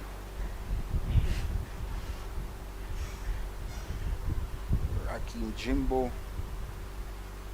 Carnwell. Very experienced campaigner as well. We know what he can do with those ball in his hand. It's a shot of Edmund Gavaskar, paid for the combined college. This one is whipped towards the onside by Morris. And he picks up another boundary. He's up to 42 and the Scorpions up to 125 for the loss of 5 here at Sabina Park. Romain Morris on their counter attack, Kimmy. And so far, so good for Morris. Indeed, he's up to something. Can smell a half century, just 8 runs away from that. Sometimes being at this, sometimes anxiety start building up on the batter. We have seen that so many times with Kirk McKenzie in this season. Oh, swings and misses. Wanted to go for the big shot. That was definitely not the shot on there, Kimmy. Poor judge shot. An offer there by Morris. Lucky enough, Kimmy, he's still at the wicket. And this is what the Scorpions don't want at the moment. No. With a partnership building so forward, over 66 runs. Poor judge shot there coming in from Morris, who so far looks very good at the wicket. It's just a rush of blood there for a second from Romain Morris. But it's good to see Carlos Brown coming down, give him some advice as well. And you know what that advice is? I guess I know. This time he's bowled. This is poor on the part of Romain Morris. Look very good. And then he gave his wicket away. This is what we're talking about with the Scorpions. They got a start and then gave their wicket away. And this is a prime example of when Morris goes bowled by Rakeem Cornwall for 42. The Scorpions now 125 for the loss of 6 here at Sabina Park. Looking at the delivery here, it was the same delivery that was bowled 2 deliveries before after he hit that one for 4. And as I mentioned, that anxiety tend to build up on these batters when they get into the 40s. And that is the same thing that happened here with Romain Morris. He's disappointed with himself because Carlos Brown had walked down to him and said, listen, just be calm and relax and try to see how the over of Rakeem and try not to attack him. If it is bad, you go for it, but do not force that shot. So he's gone back to the dressing room. It is 125 for 6. Abhijay Man Singh, the new batter, walking to the crease. He should be disappointed after looking so good. Partnership rate over 66 runs, Kimmy. then 2 deliveries before you went for the same shot, and lucky enough, the ball missed the stump. Intended in the same over, you went for the similar shot and got bowled. This is not what you expect at this level. This is poor on the part of Morris, who batted well to 42. And then a second of madness. And he lost his wicket to the Scorpions. Now with Abhijit Mansingh at the wicket. And Carlos Brown, who's well set on 38 from 95 deliveries so far.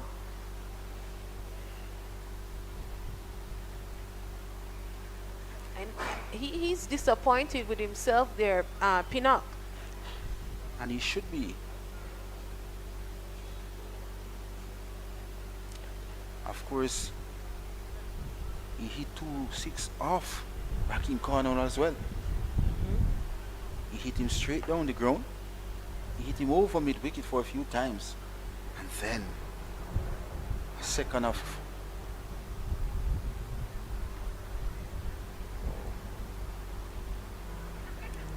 first delivery to Abhijit Mansingh. You could see that Raheem Cornwall getting the ball to bounce and turn a lot, spinning way down the leg side from the right-handed Abhijit Mansingh.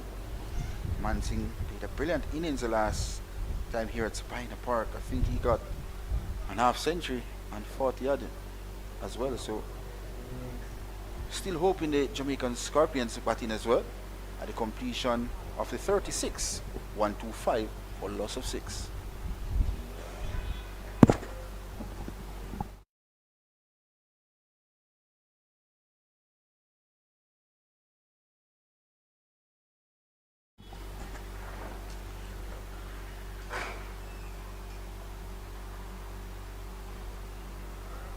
Afternoon, everyone. Andrew Chan back in your company.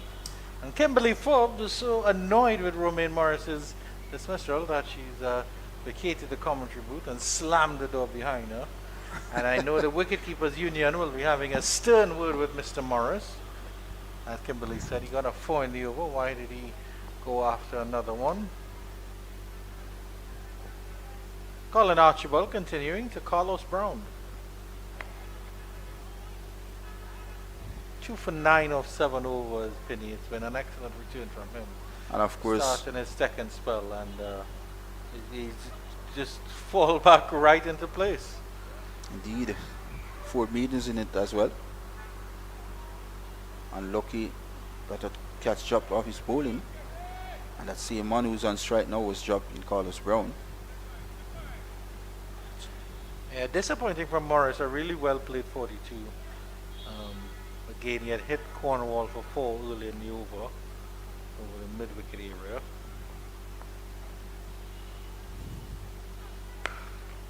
Pleasant drive by Brown for no run. He had also been beaten by a ball that he tried to play the sweep shot to, didn't connect as well. So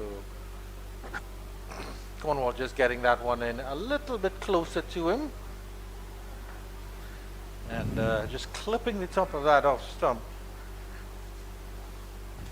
A 60 odd run partnership there. Make it 66 run partnership. Yeah, take it from 59 to 125. Thank you for the quick maths there, Marlon Pinnock. Always a pleasure, Andrew. Oh, beautiful. Excellent leave there by Brown, but that was a very, very close leave. It was very close to the off stump. Good judgment on the part of Carlos Brown. Excellent judgment, Penny. My goodness. His eyes are very, very good indeed.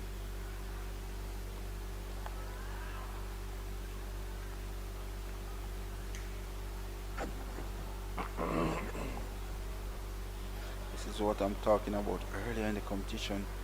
The Scorpions not allowed, not been able to put big partnerships on the board.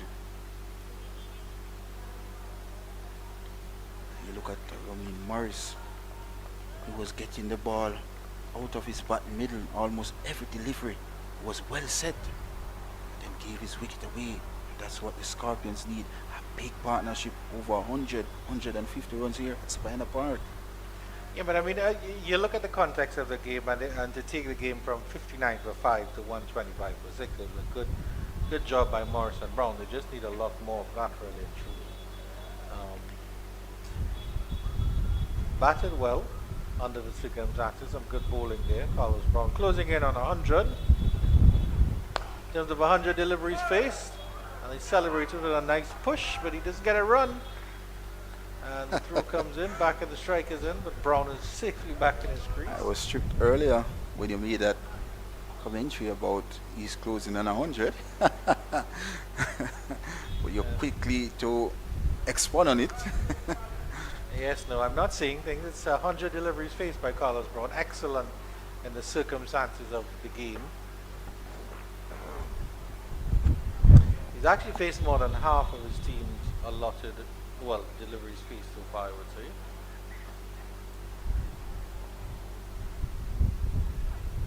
Been in there from ball one. He's still fighting at 125 for 6. Really fighting, really standing tall for the Scorpions.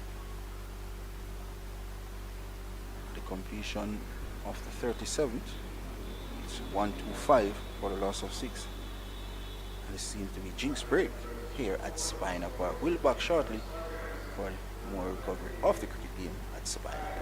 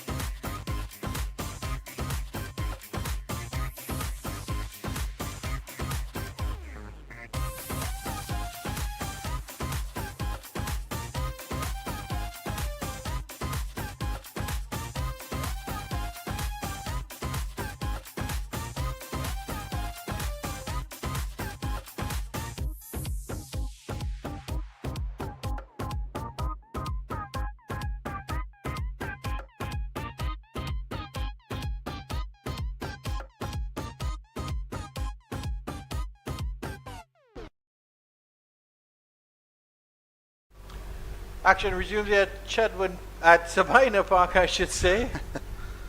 My apologies. Yes, Abby Manson gets off the run after the drinks break. I was just thinking about my stints in round 1 at round 3 at Chedwin Park. Really enjoyable time.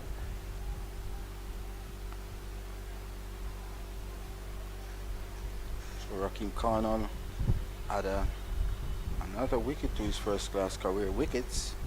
So now he's 405 first class wickets, Andrew. Indeed.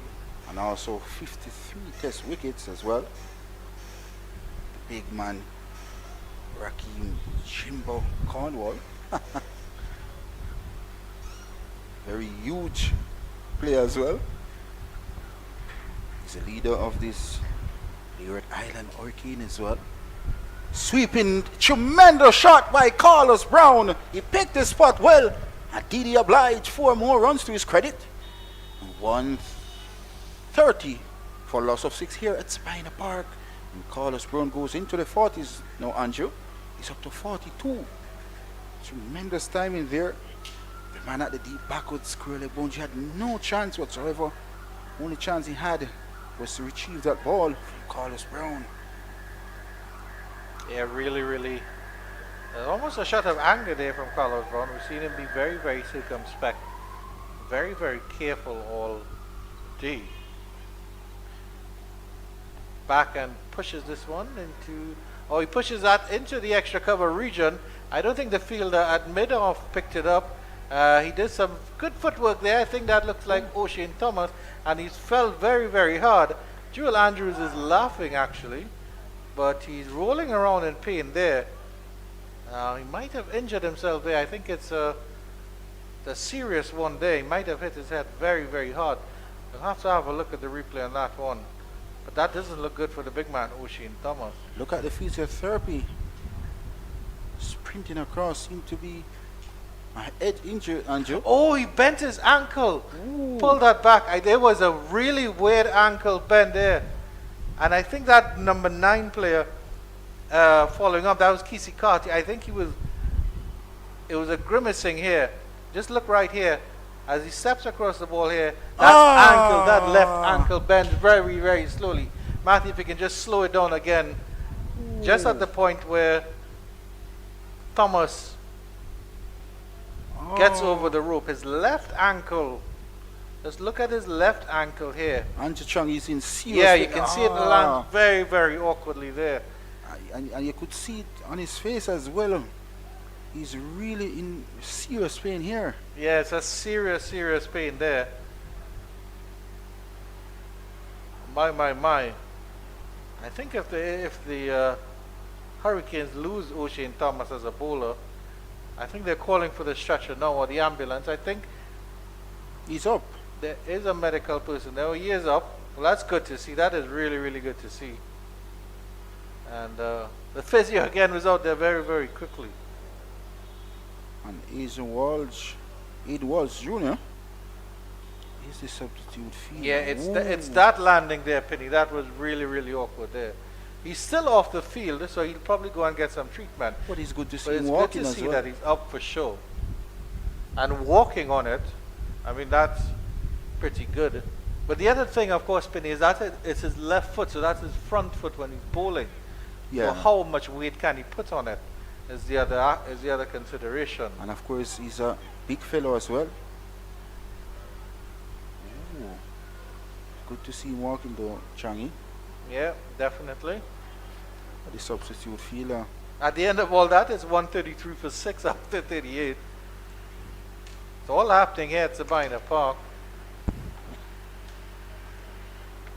And I think he's gone straight into the ambulance area. Because of course, just behind the Kingston Cricket Club is where the ambulance is situated. So the medics on call will have a look at him. Seem to be very serious than we think here, Andrew. Just good signs though to see him walking.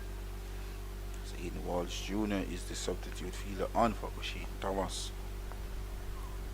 Archibald to Brown. Carter looking to force that ball. Was Carlos Brown just looking to use the pace of that delivery and steer it down to the vacant third man boundary. But in the end, just get it to that man at the backward point region. Seemed to be Kieran Powell. Kieran Powell scored 100 in that last round game, I think. Andrew? Yeah, 45 of 105 for Carlos Brown. It's been a really, really good fight inning from the top order batsman. Faced the very, very first ball of this game, and he's still here.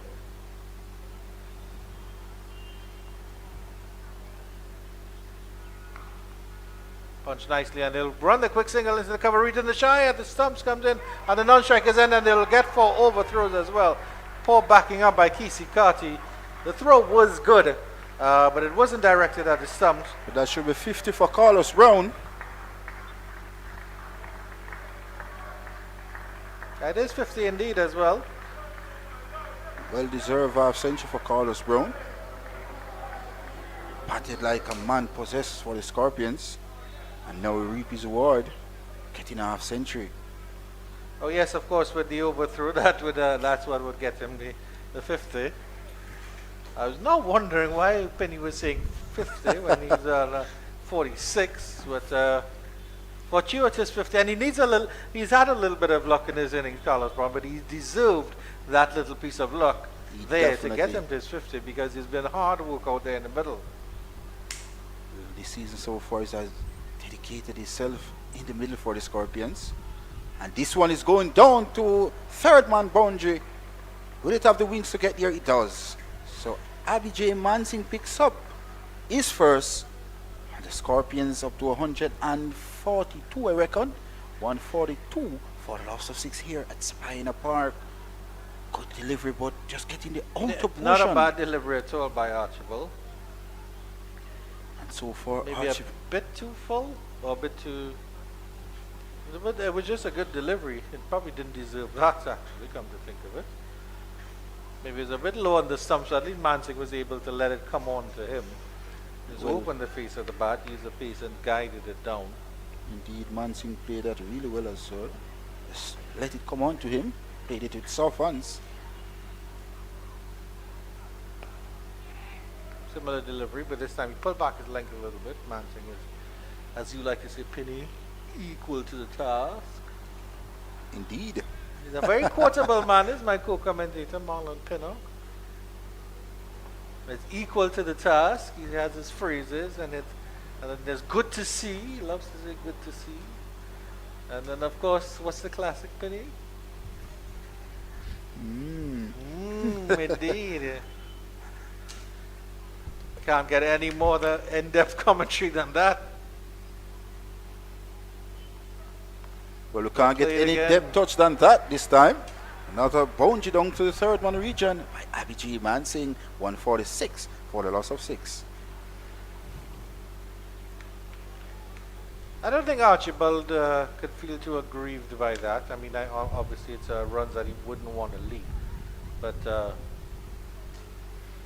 maybe he just needs to bowl a little bit straighter to Mansing. Maybe try to get him to clip one into the leg side and maybe a leading edge.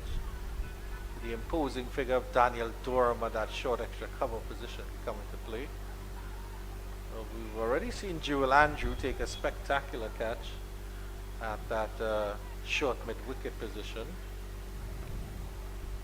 Well, actually it's a pretty easy catch, but it was a good shot from Brandon King. Well played by Mansing, and they'll run the quick single. Carty throws at the strikers end. Excellent fielding by Justin Greaves, I think that is, to stop the ball going past. And another streaky single there. But Mansing steal the strike at the end of it all. 147 for 6. I think Carlos Brown was late to react, hence why that single looked very difficult. But had Carlos Brown reacted immediately, that would be an easy single in the end. But no harm done for the Scorpions. They are 147 for the loss of 6. Interesting play by Mansing to steal the strike. Shows that he has a little confidence with about 10 off 8. Had some scores in the last game, of course.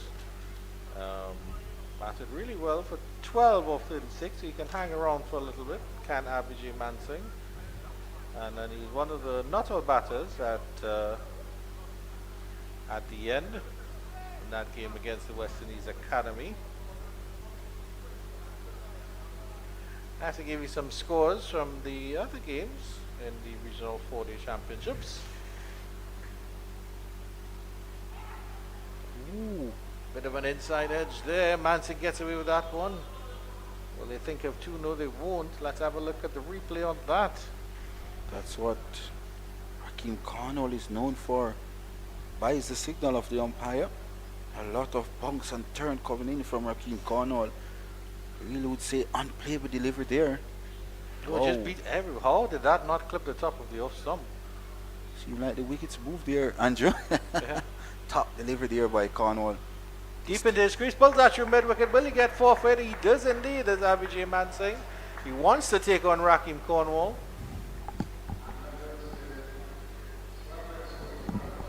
Oh, that's Carlos Brown, my apologies. I actually saw him rehearsing that shot earlier.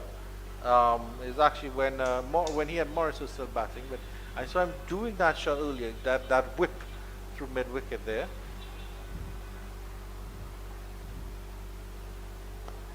But of course, that delivery was short, Andrew. It was begging to hit. And why not? With your team need runs at Spina Park. And he's quick to pounce upon that, pull it for 4. And immediately after that shot, there's a man placed at that deep mid-wicket boundary as well. And also there's a man at the deep backward square leg boundary. Yeah, so the West Indies Academy have moved to 147 for 7 against CCC. Back into his crease and cuts nicely. Will get this one past the fielder, but Carty will close that one down and Brown scampers too.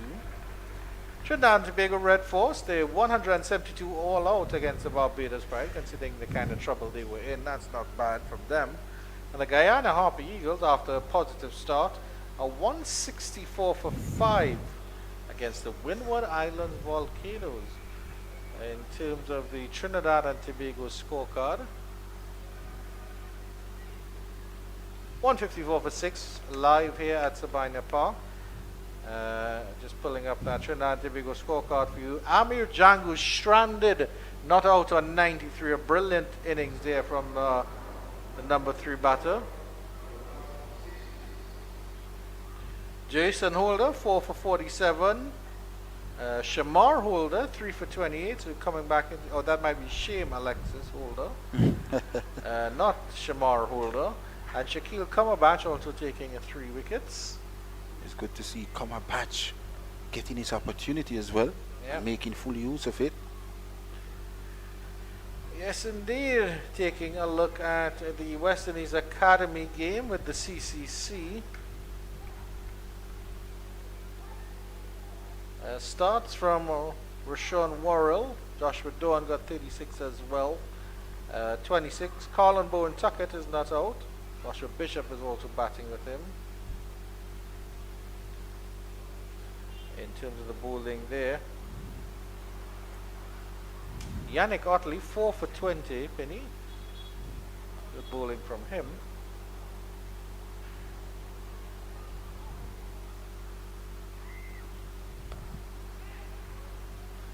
And in the Guyana Harper Eagles game against the Windward Islands Volcanoes, well, having a look at that scorecard there, Kevlin Anderson so far top scoring at 48. Kevin Sinclair, that man again, and not out on 39, and he's batting with the fast bowler Ronaldo Ali Mohammed. We still have Moti Permal, Niall Smith and Isaiah Thorne to come.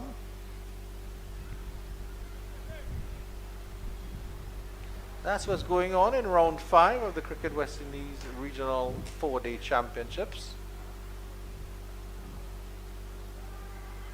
Game you're watching live is the Jamaica Scorpions against the Leeward Island Hurricanes. Story of the day so far, of course, that the Leeward Islands won the toss and elected to have a bowl, and boy was that the best decision ever. We see a shot of O'Shane Thomas they're still walking on the fielding edge. They're still limping as well. Yeah, and here I don't think he's wearing his footwear either.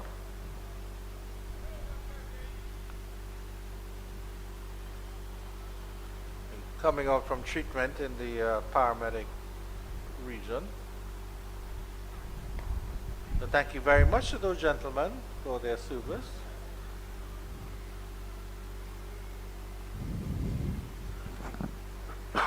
Approaching 2:10 here in Kingston, Jamaica. The Scorpions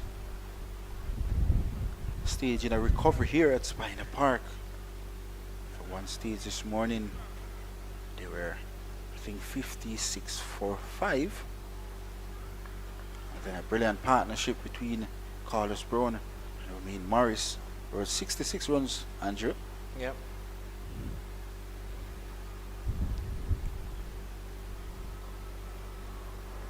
And now Abhijay Mansingh at the wicket so far, looking to pick up from where we left off in that game against the West Indies Academy. Yeah. Batted extremely well in that game. So I mean, of course I'm not a medical professional. I'll start by saying I'm not a medical professional, but to see O'Shane Thomas walking after that, I would, and then he's walking after visiting with the paramedics. I would assume that nothing is broken, which of course is good news. But if it is sprain, that might be an interesting situation.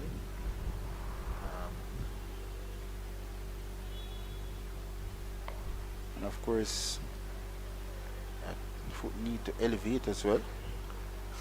Sit back and have it. Elevated and ice spinny, of course. Indeed. Well, you know the medical field there, Andrew. Yeah, a little bit. Well, old remedies, Seemed to me like it ice did is that. always good. Like, I've heard that a good ice bath is good ever so often. So instead of having always hot baths, Definitely. And I like my swimming, so a swimming pool is always cold, Penny. You know, I thought you were a No matter what lifeguard. time of day, that swimming pool is always cold. I thought you were a lifeguard. Oh no.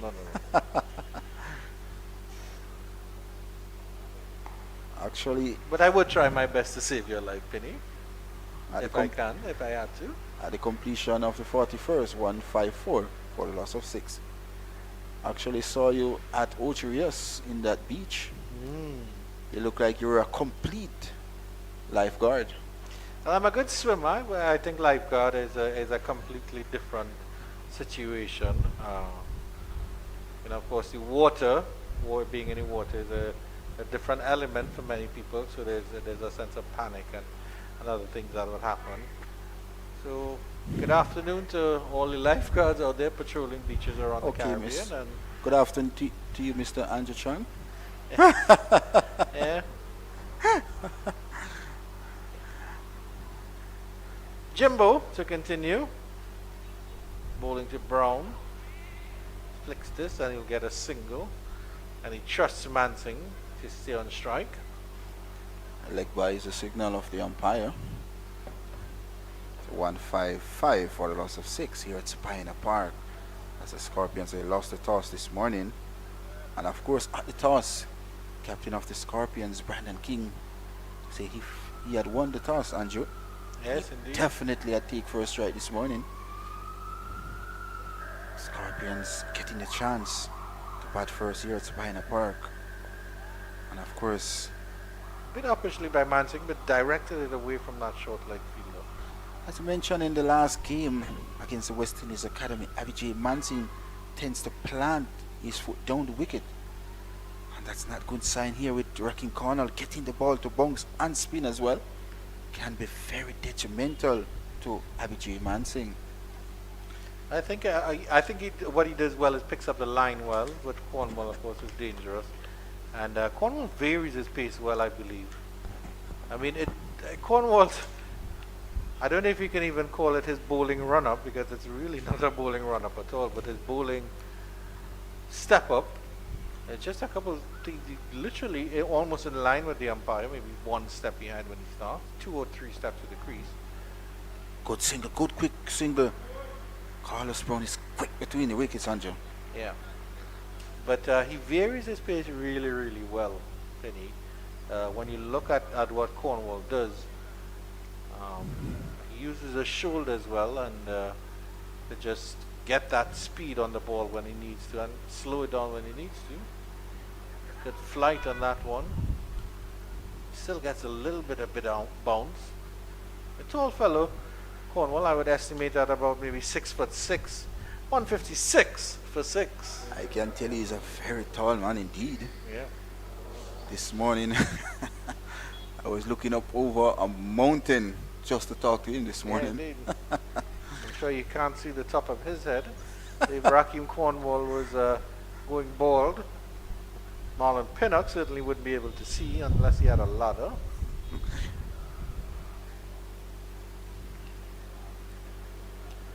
And it's the first time we're going to see Daniel Durham, as our cameraman Gordo Pay has a shot of the Kingston Harbour and the area surrounding Sabina Park. We're in the middle kingdom of Kingston, surrounded by schools on north, south, east and west here. As well as security firms as well. Yeah. The Jamaica Defence Force. And The Archive, that's a security just behind firm. Sabina Park to the north as well is a place where Penny has spent a lot of time, traffic court. Not at all, my friend. Speed limits are just a guide to Penny. Lovely flight from Durham to start. And It's Durham, a little bit wide, but very special left arm spinner as well. Tends to vary the ball a lot. Picked up 7 important wickets last year in that Super 50 against the Scorpions. Wicket taker by every means is Durham.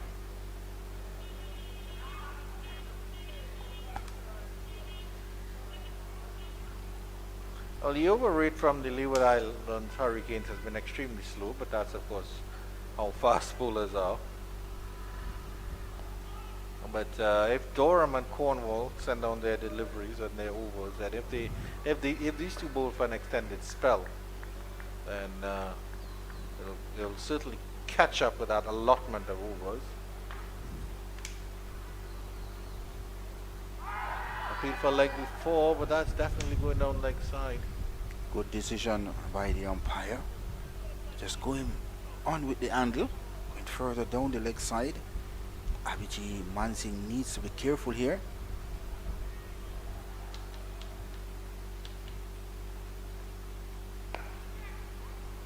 I think it just goes to show you that how spin bowling is an art, Penny. It really is an art form in terms of variations, you know. I mean, yes, a good bowler who can turn the ball 90 degrees is always brilliant, 156 for 6. But there's so many bowlers who have so much control over their balls that they can vary the length, they can vary the line, they can vary the speed, the trajectory, everything. And it just makes it a very, very interesting contest here. The shot of, I think, one of the under 15 players, it might be a member of the Jamaican think No, tank that's Edmund Govasco, who was playing for the combined college and campus in the first 3 rounds. Good to see him still training here at Sabina Park. Pleasant looking drive up to mid-off this time by Carlos Brown. Straight to that fielder. I think I'm going to have a drink of water every time you say one of your catchphrases, Penny, to keep myself rehydrated. So you just said good to see, so I'm going to have a drink of water. And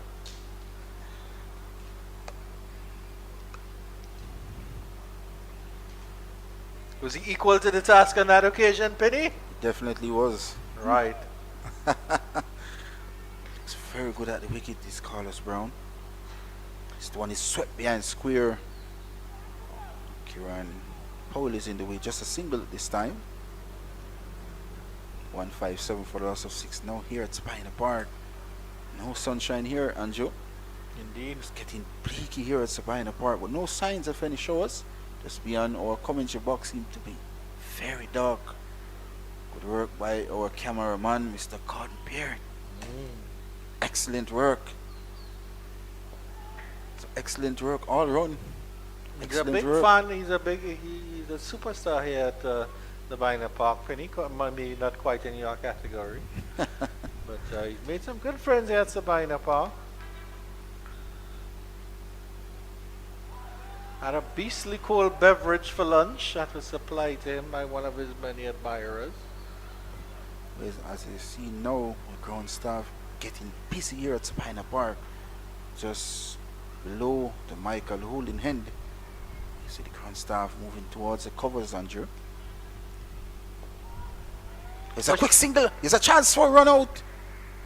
Good running, good aggressive running, good intent being shown here by Abijay Mansing of the Scorpions at the completion of the 44th. 158 for a loss of 6. A good pick up by Louis, a good throw at the stumps, but fortunately, I think a direct hit and Brown might have been struggling. But it shows good intention here from the Scorpions to keep that scoreboard ticking over. These two coming together with the score at 125 for 6. So they've added 33 valuable runs. Yeah, the ground staff are moving into position just on the southern end of the ground. It won't be affecting batters yet, as there's a big rain cloud to the northeastern side of the ground. So far, so good for Durham. First over win for Maiden. He's back for his second on the money, we'll mention, Andrew. Very tall left arm spin as well. Oh, through the batter. The ball almost dribbled back on the stumps, and Mansing had to use his good footwork there to keep it away. We'll have to have a look at that one again. Football skills. Yeah, Mansing combining sports here. I think Abijay Mansing could be a good defender as well. Defend his wicket there. Back live here, and it's up in the air, and it falls just short of the fielders there in that square position. Well. Daniel Durham is making things happen here. As you mentioned, that's the delivery before. This one is up in the air. Definite extra bounce there from Durham. As you mentioned, Mansing likes to plant his foot down the ground, Penny. Almost as if he's planting a garden in the middle of that 22 yards and growing Mansing feet. But and what you realize here, yeah, he's getting the ball to bounce as well and spin very slow. And he's getting it to drift into the right-hander and then cut away. Another look at those ominous clouds that covering about 35% of Sabina Park, maybe 40%. They look very, very heavy and very dark and ominous. Driven nicely, but no run.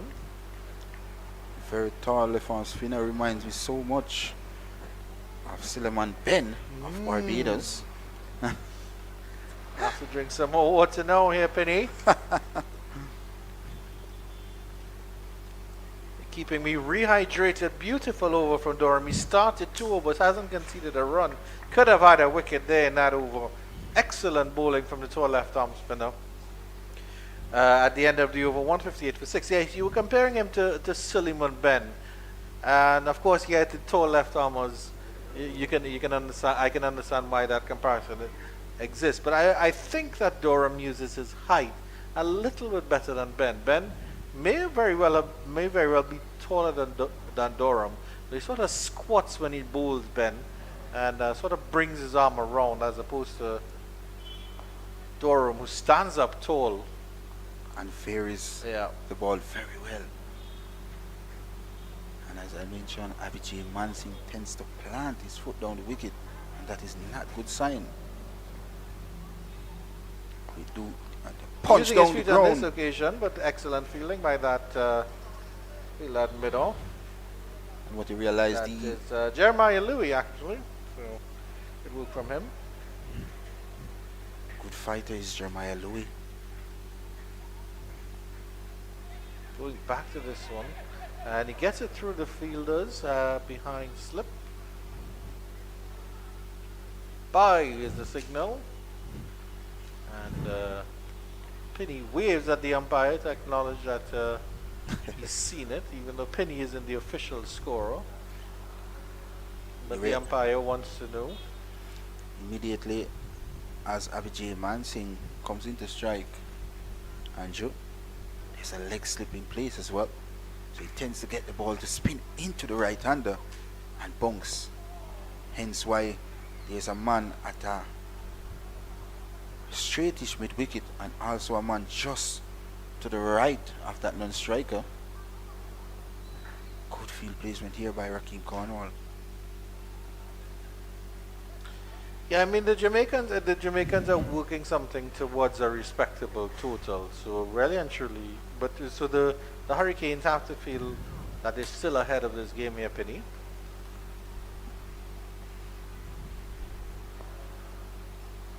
They are definitely ahead of this game, but they don't want to allow the Scorpions to build a partnership here at the completion of the 46, 162 for the loss of 6 as the crowd lengthens across Sabina Park.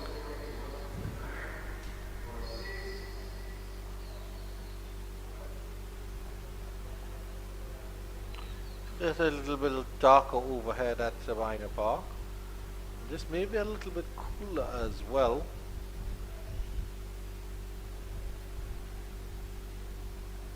Imposing George Headley stand there in your screen. Named, of course, after that great West Indian, George Alphonse Headley.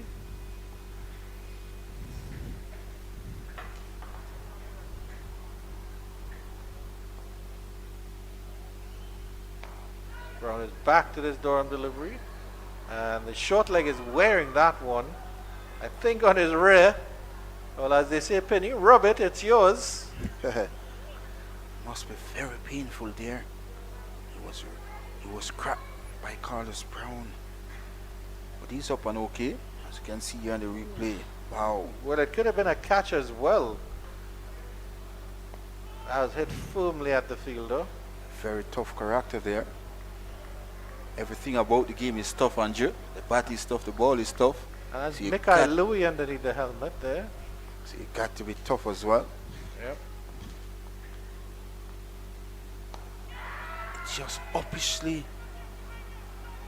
It's certainly better if it hit the fatty area than as opposed to the bone, Penny. Because you know that will hurt. Beautiful bowling here by Durham. He's sent down 15 deliveries, yet to concede a run. The pressure that he's building, absolutely gorgeous here. This time we'll get a run, and this time it's a glorious drive to extra cover. That is by Carlos Brown, and that will get to the ropes. Boy, that was a wonderful shot. It deserved the treatment. It was full and it was wide, and Brown dealt with it summarily. First scoring shot of Durham so far. Full pitch delivery outside the off stump, and great dexterity being shown by Carlos Brown. He's into the 60s now, is Carlos Brown. Daniel Durham. And the extra cover fielder goes back on the boundary with that shot from Carlos Brown. Goes back to this one, cuts again, yeah, and that fielder comes into play. Will they look for two? No, they won't. They won't get it. Good throw right alongside the stump from Archibald. And unfortunately, Daniel Durham has destroyed his hat trick of maidens. But it's still behind the 8 ball. Archibald bowled 4 on the shot. The field does come in, however, for Mansingh. Plants his foot down the ground, gets that one out safely. 164 for 6. And we're approaching just about 14 minutes before the tea break. And now we slip to 13. Penny's going to get super accurate with me. And he's going to go to the world clock. With the exact time in GMT and all the time zones around the world. Dark clouds continuing to stretch over Sabina Park. They also seem to be drifting just towards the east a little bit as well, Penny, so the clouds might stay away. The heavier clouds that look like they're moving east. Definitely getting dark here at Sabina Park.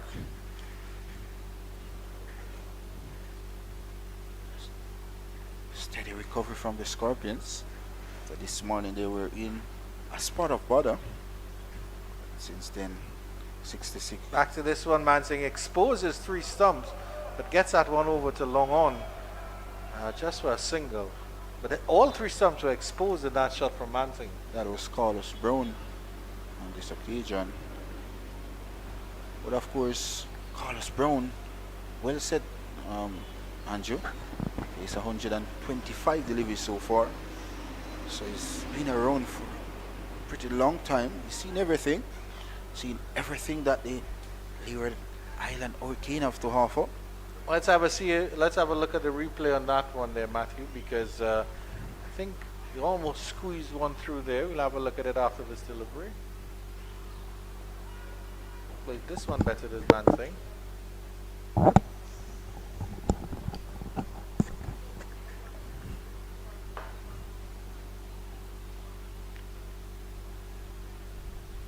Back live here, Mansing punches through the extra cover region. Mid-off comes around and they get a single. Good to see Abhijay Mansing. Yeah, let's just have a look at the replay on this one. Yeah, he sort of stabbed it down. He tried to play it gently, but that almost dribbled back on the stump. There's a couple of deliveries early in the over. Brown is back on strike. Goes for the sweep shot. Gets it fine. Does he get it fine enough? No. Well, he does get it fine, but the fielder run around from deep backward square leg as well. That's Colin Archibald. They trot through for 2 runs. Went at that one viciously, did Brown. He saw it was down the leg side from Cornwall. Didn't want to waste it, but unfortunately didn't get all of it. Goes to the pull shot again and gets this one again down to the backward square leg. Archibald barely has to move as he picks that one up. Another run to end the over. 169 for 6. Joaquin Cornwall in this over. It's been on the shorter side of things. Carlos Brown doing a fabulous job for the Scorpions so far. You can see those clouds very dark here at Spina Park. I think our cameraman Godope is having fun framing and shooting the clouds as well, Penny. He's doing a fantastic job as well. Oh my, indeed. Definitely. If you want to learn about fitness as well, you can learn from Godope. Elevator at Sabina Park isn't working and he's on the 2nd floor. Of course, we're on the 3rd floor and he's run up and down the stairs 1,000,001 times. And I think the groundsmen are actually being preemptive here and they're moving into position. 10 minutes before tea on day 1 of this West Indies Regional Championship Round 5 action from Spina Park, Kingston, Jamaica. Back and cuts. And that one gets through the ring of fielders in the 30-yard circle. No, it doesn't. It's actually fielded there by that fielder backward one. My apologies. Well done. By Aiden Walsh Jr., substitute fielder on for O'Shane Thomas. That's a pretty good substitute. And the umpire is now calling for the covers to come on. So it's a preemptive move here by the covers. And so there will be a delay here. Even though the rain isn't actually falling, Marlon Pinnock, the rain clouds are very, very thick over Sabina Park. So we'll see what delay it has. And I'm sure what the umpires will do is take the tea break early. So we'll go for a break now. And as soon as there's cricket happening, we will keep you updated. And that's all we have here from Sabina Park for now.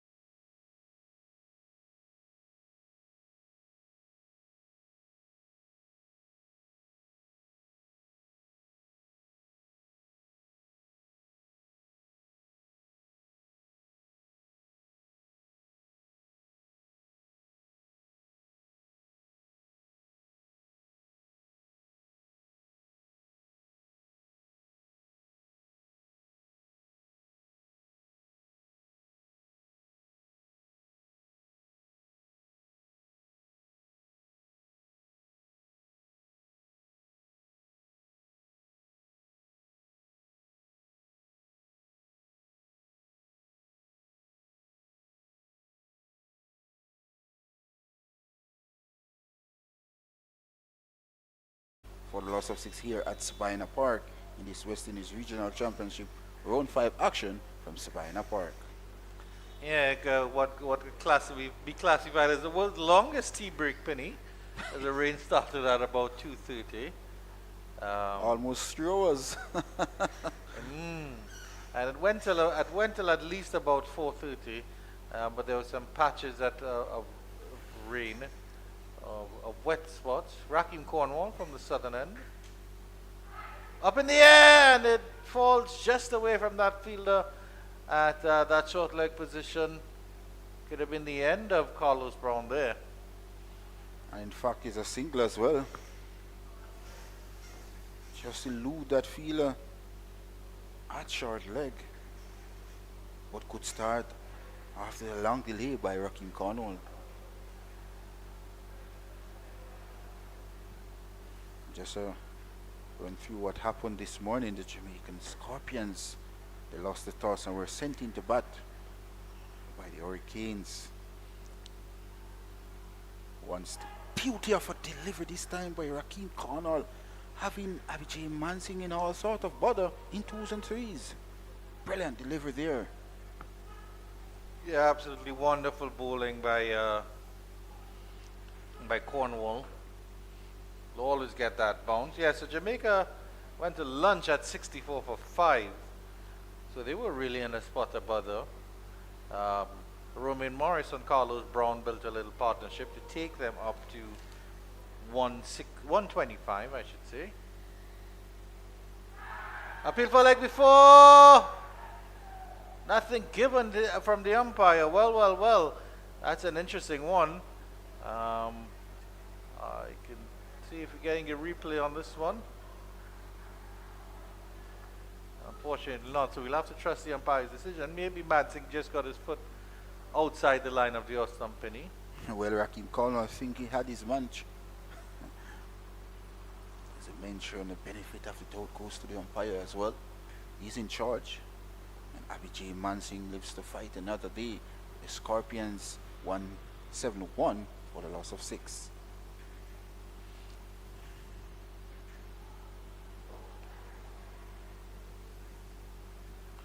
This time a pleasant looking drive up to mid-on this time by Abhijay Mansingh. Still no run. Good start after a long delay this afternoon.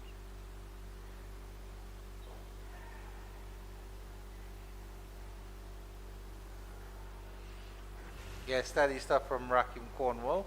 That's the 1 wicket.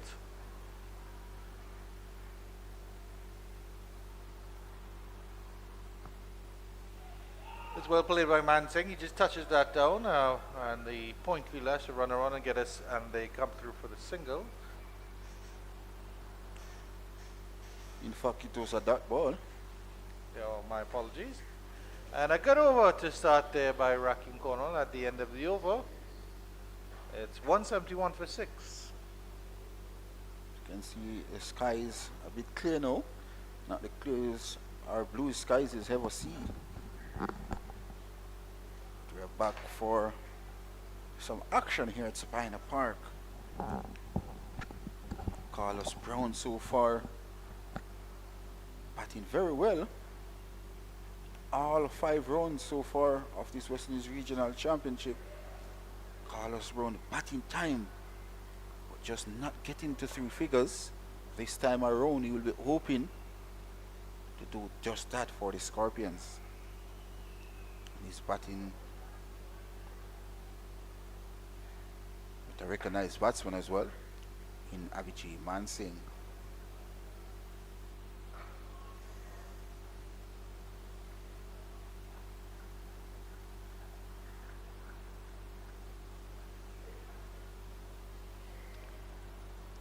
In terms of the fielder, just 1 slip, and there's a fielder down a long off as well as that fielder forward of point, backward point as well, short extra cover, mid and cover as well. On the leg side there's a short leg, short mid wicket and a long on.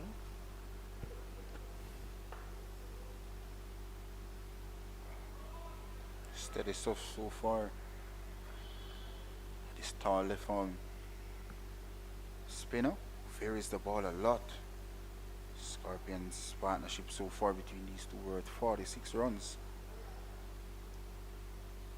Going for the big drive, didn't get any connection on that one, did Carlos Brown. Big booming drive coming out here by Carlos Brown. Daniel Durham has been absolutely brilliant here. Going into 5 overs and just conceding 6 runs thus far. One of which was a 4. And his first was a meeting.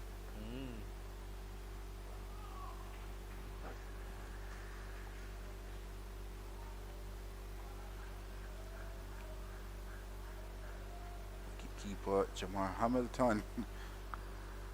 Some work with the ball as well. Yep. Back to this one, that's dangerous, but well played in the end by Brown.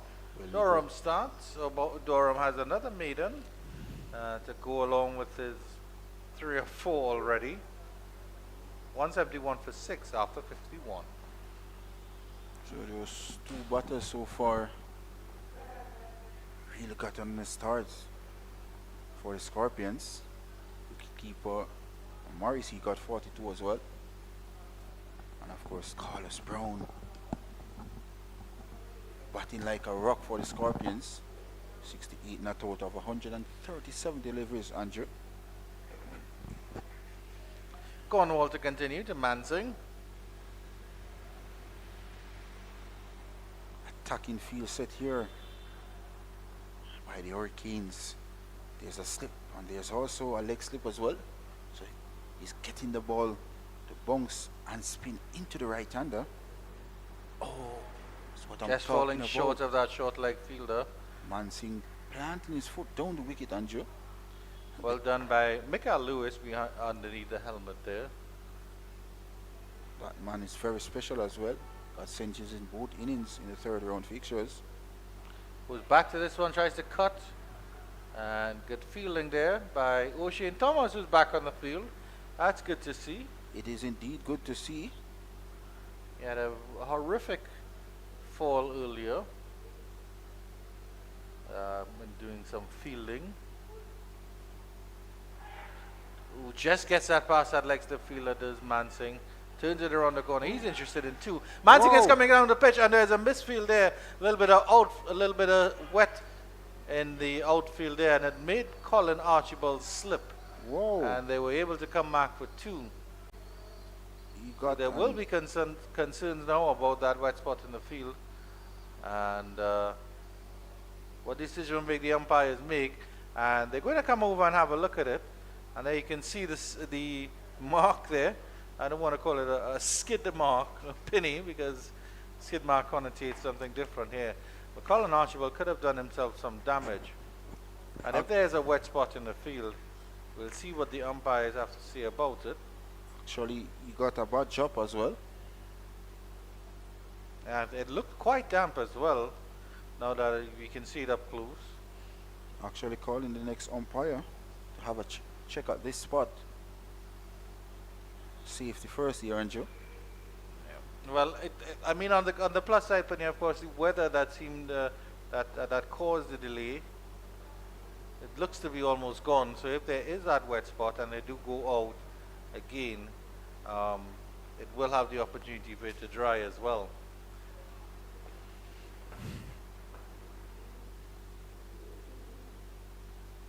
They are checking now, the 2 umpires meeting at that spot. Of course, Kieran Powell is there as well. You can see him on camera as well. Credit to the ground staff as well. I think that might be the only wet spot of note. I can't really specifically see any others around the ground, Penny.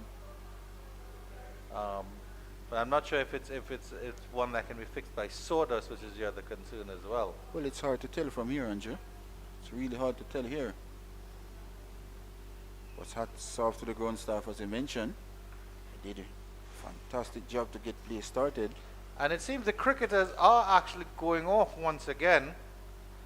So we've had a couple overs bowled But due to that wet spot in the ground, I think a decision has been made to call off play temporarily.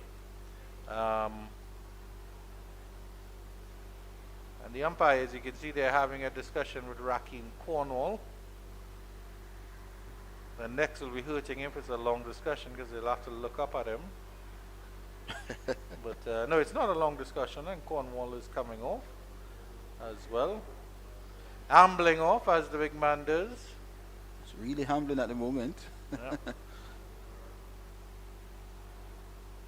Such a big man, but he's capable of doing numerous amount of things in cricket as well.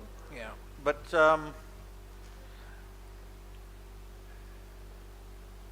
of course, I'm not casting blame or anything on anyone, Penny, but the officials were happy to have a restart, but I'm surprised that they didn't pick up on that spot in their investigations of the field. I mean, of course, the pitch was heavily covered, and you can see just, if I can ask our cameraman, Gordon Pear, to just get a shot of that area where the sawdust is. That's at the bottom of the pitch at the northern end.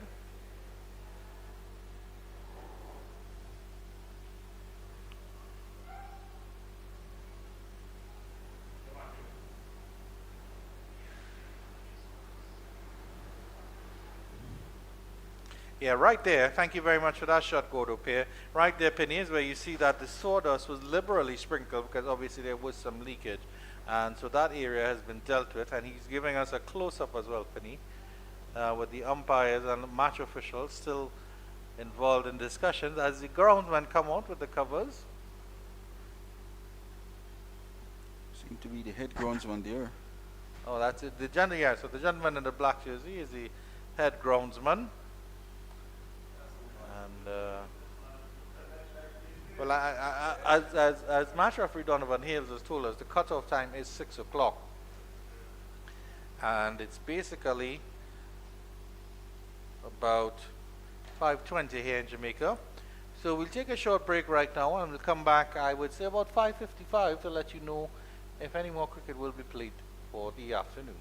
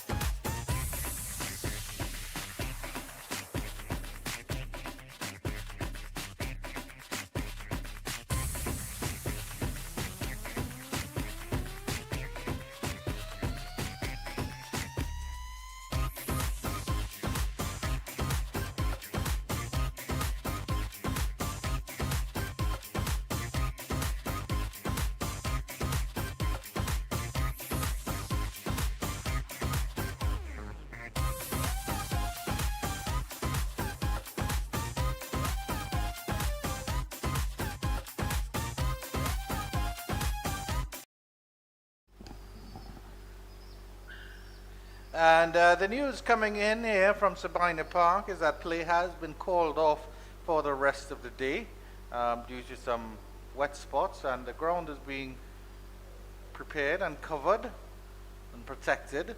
And of course, with the loss of cricket today, cricket will actually start tomorrow morning at 9:30 a.m. Jamaica time, which is 10:30 a.m. Eastern Caribbean time. And that's all from us at Sabina Park. Do join us tomorrow for continued coverage of this round 5 match in the championship, the Cricket West Indies Championship, between the Jamaica Scorpions and the Leeward Islands Hurricanes.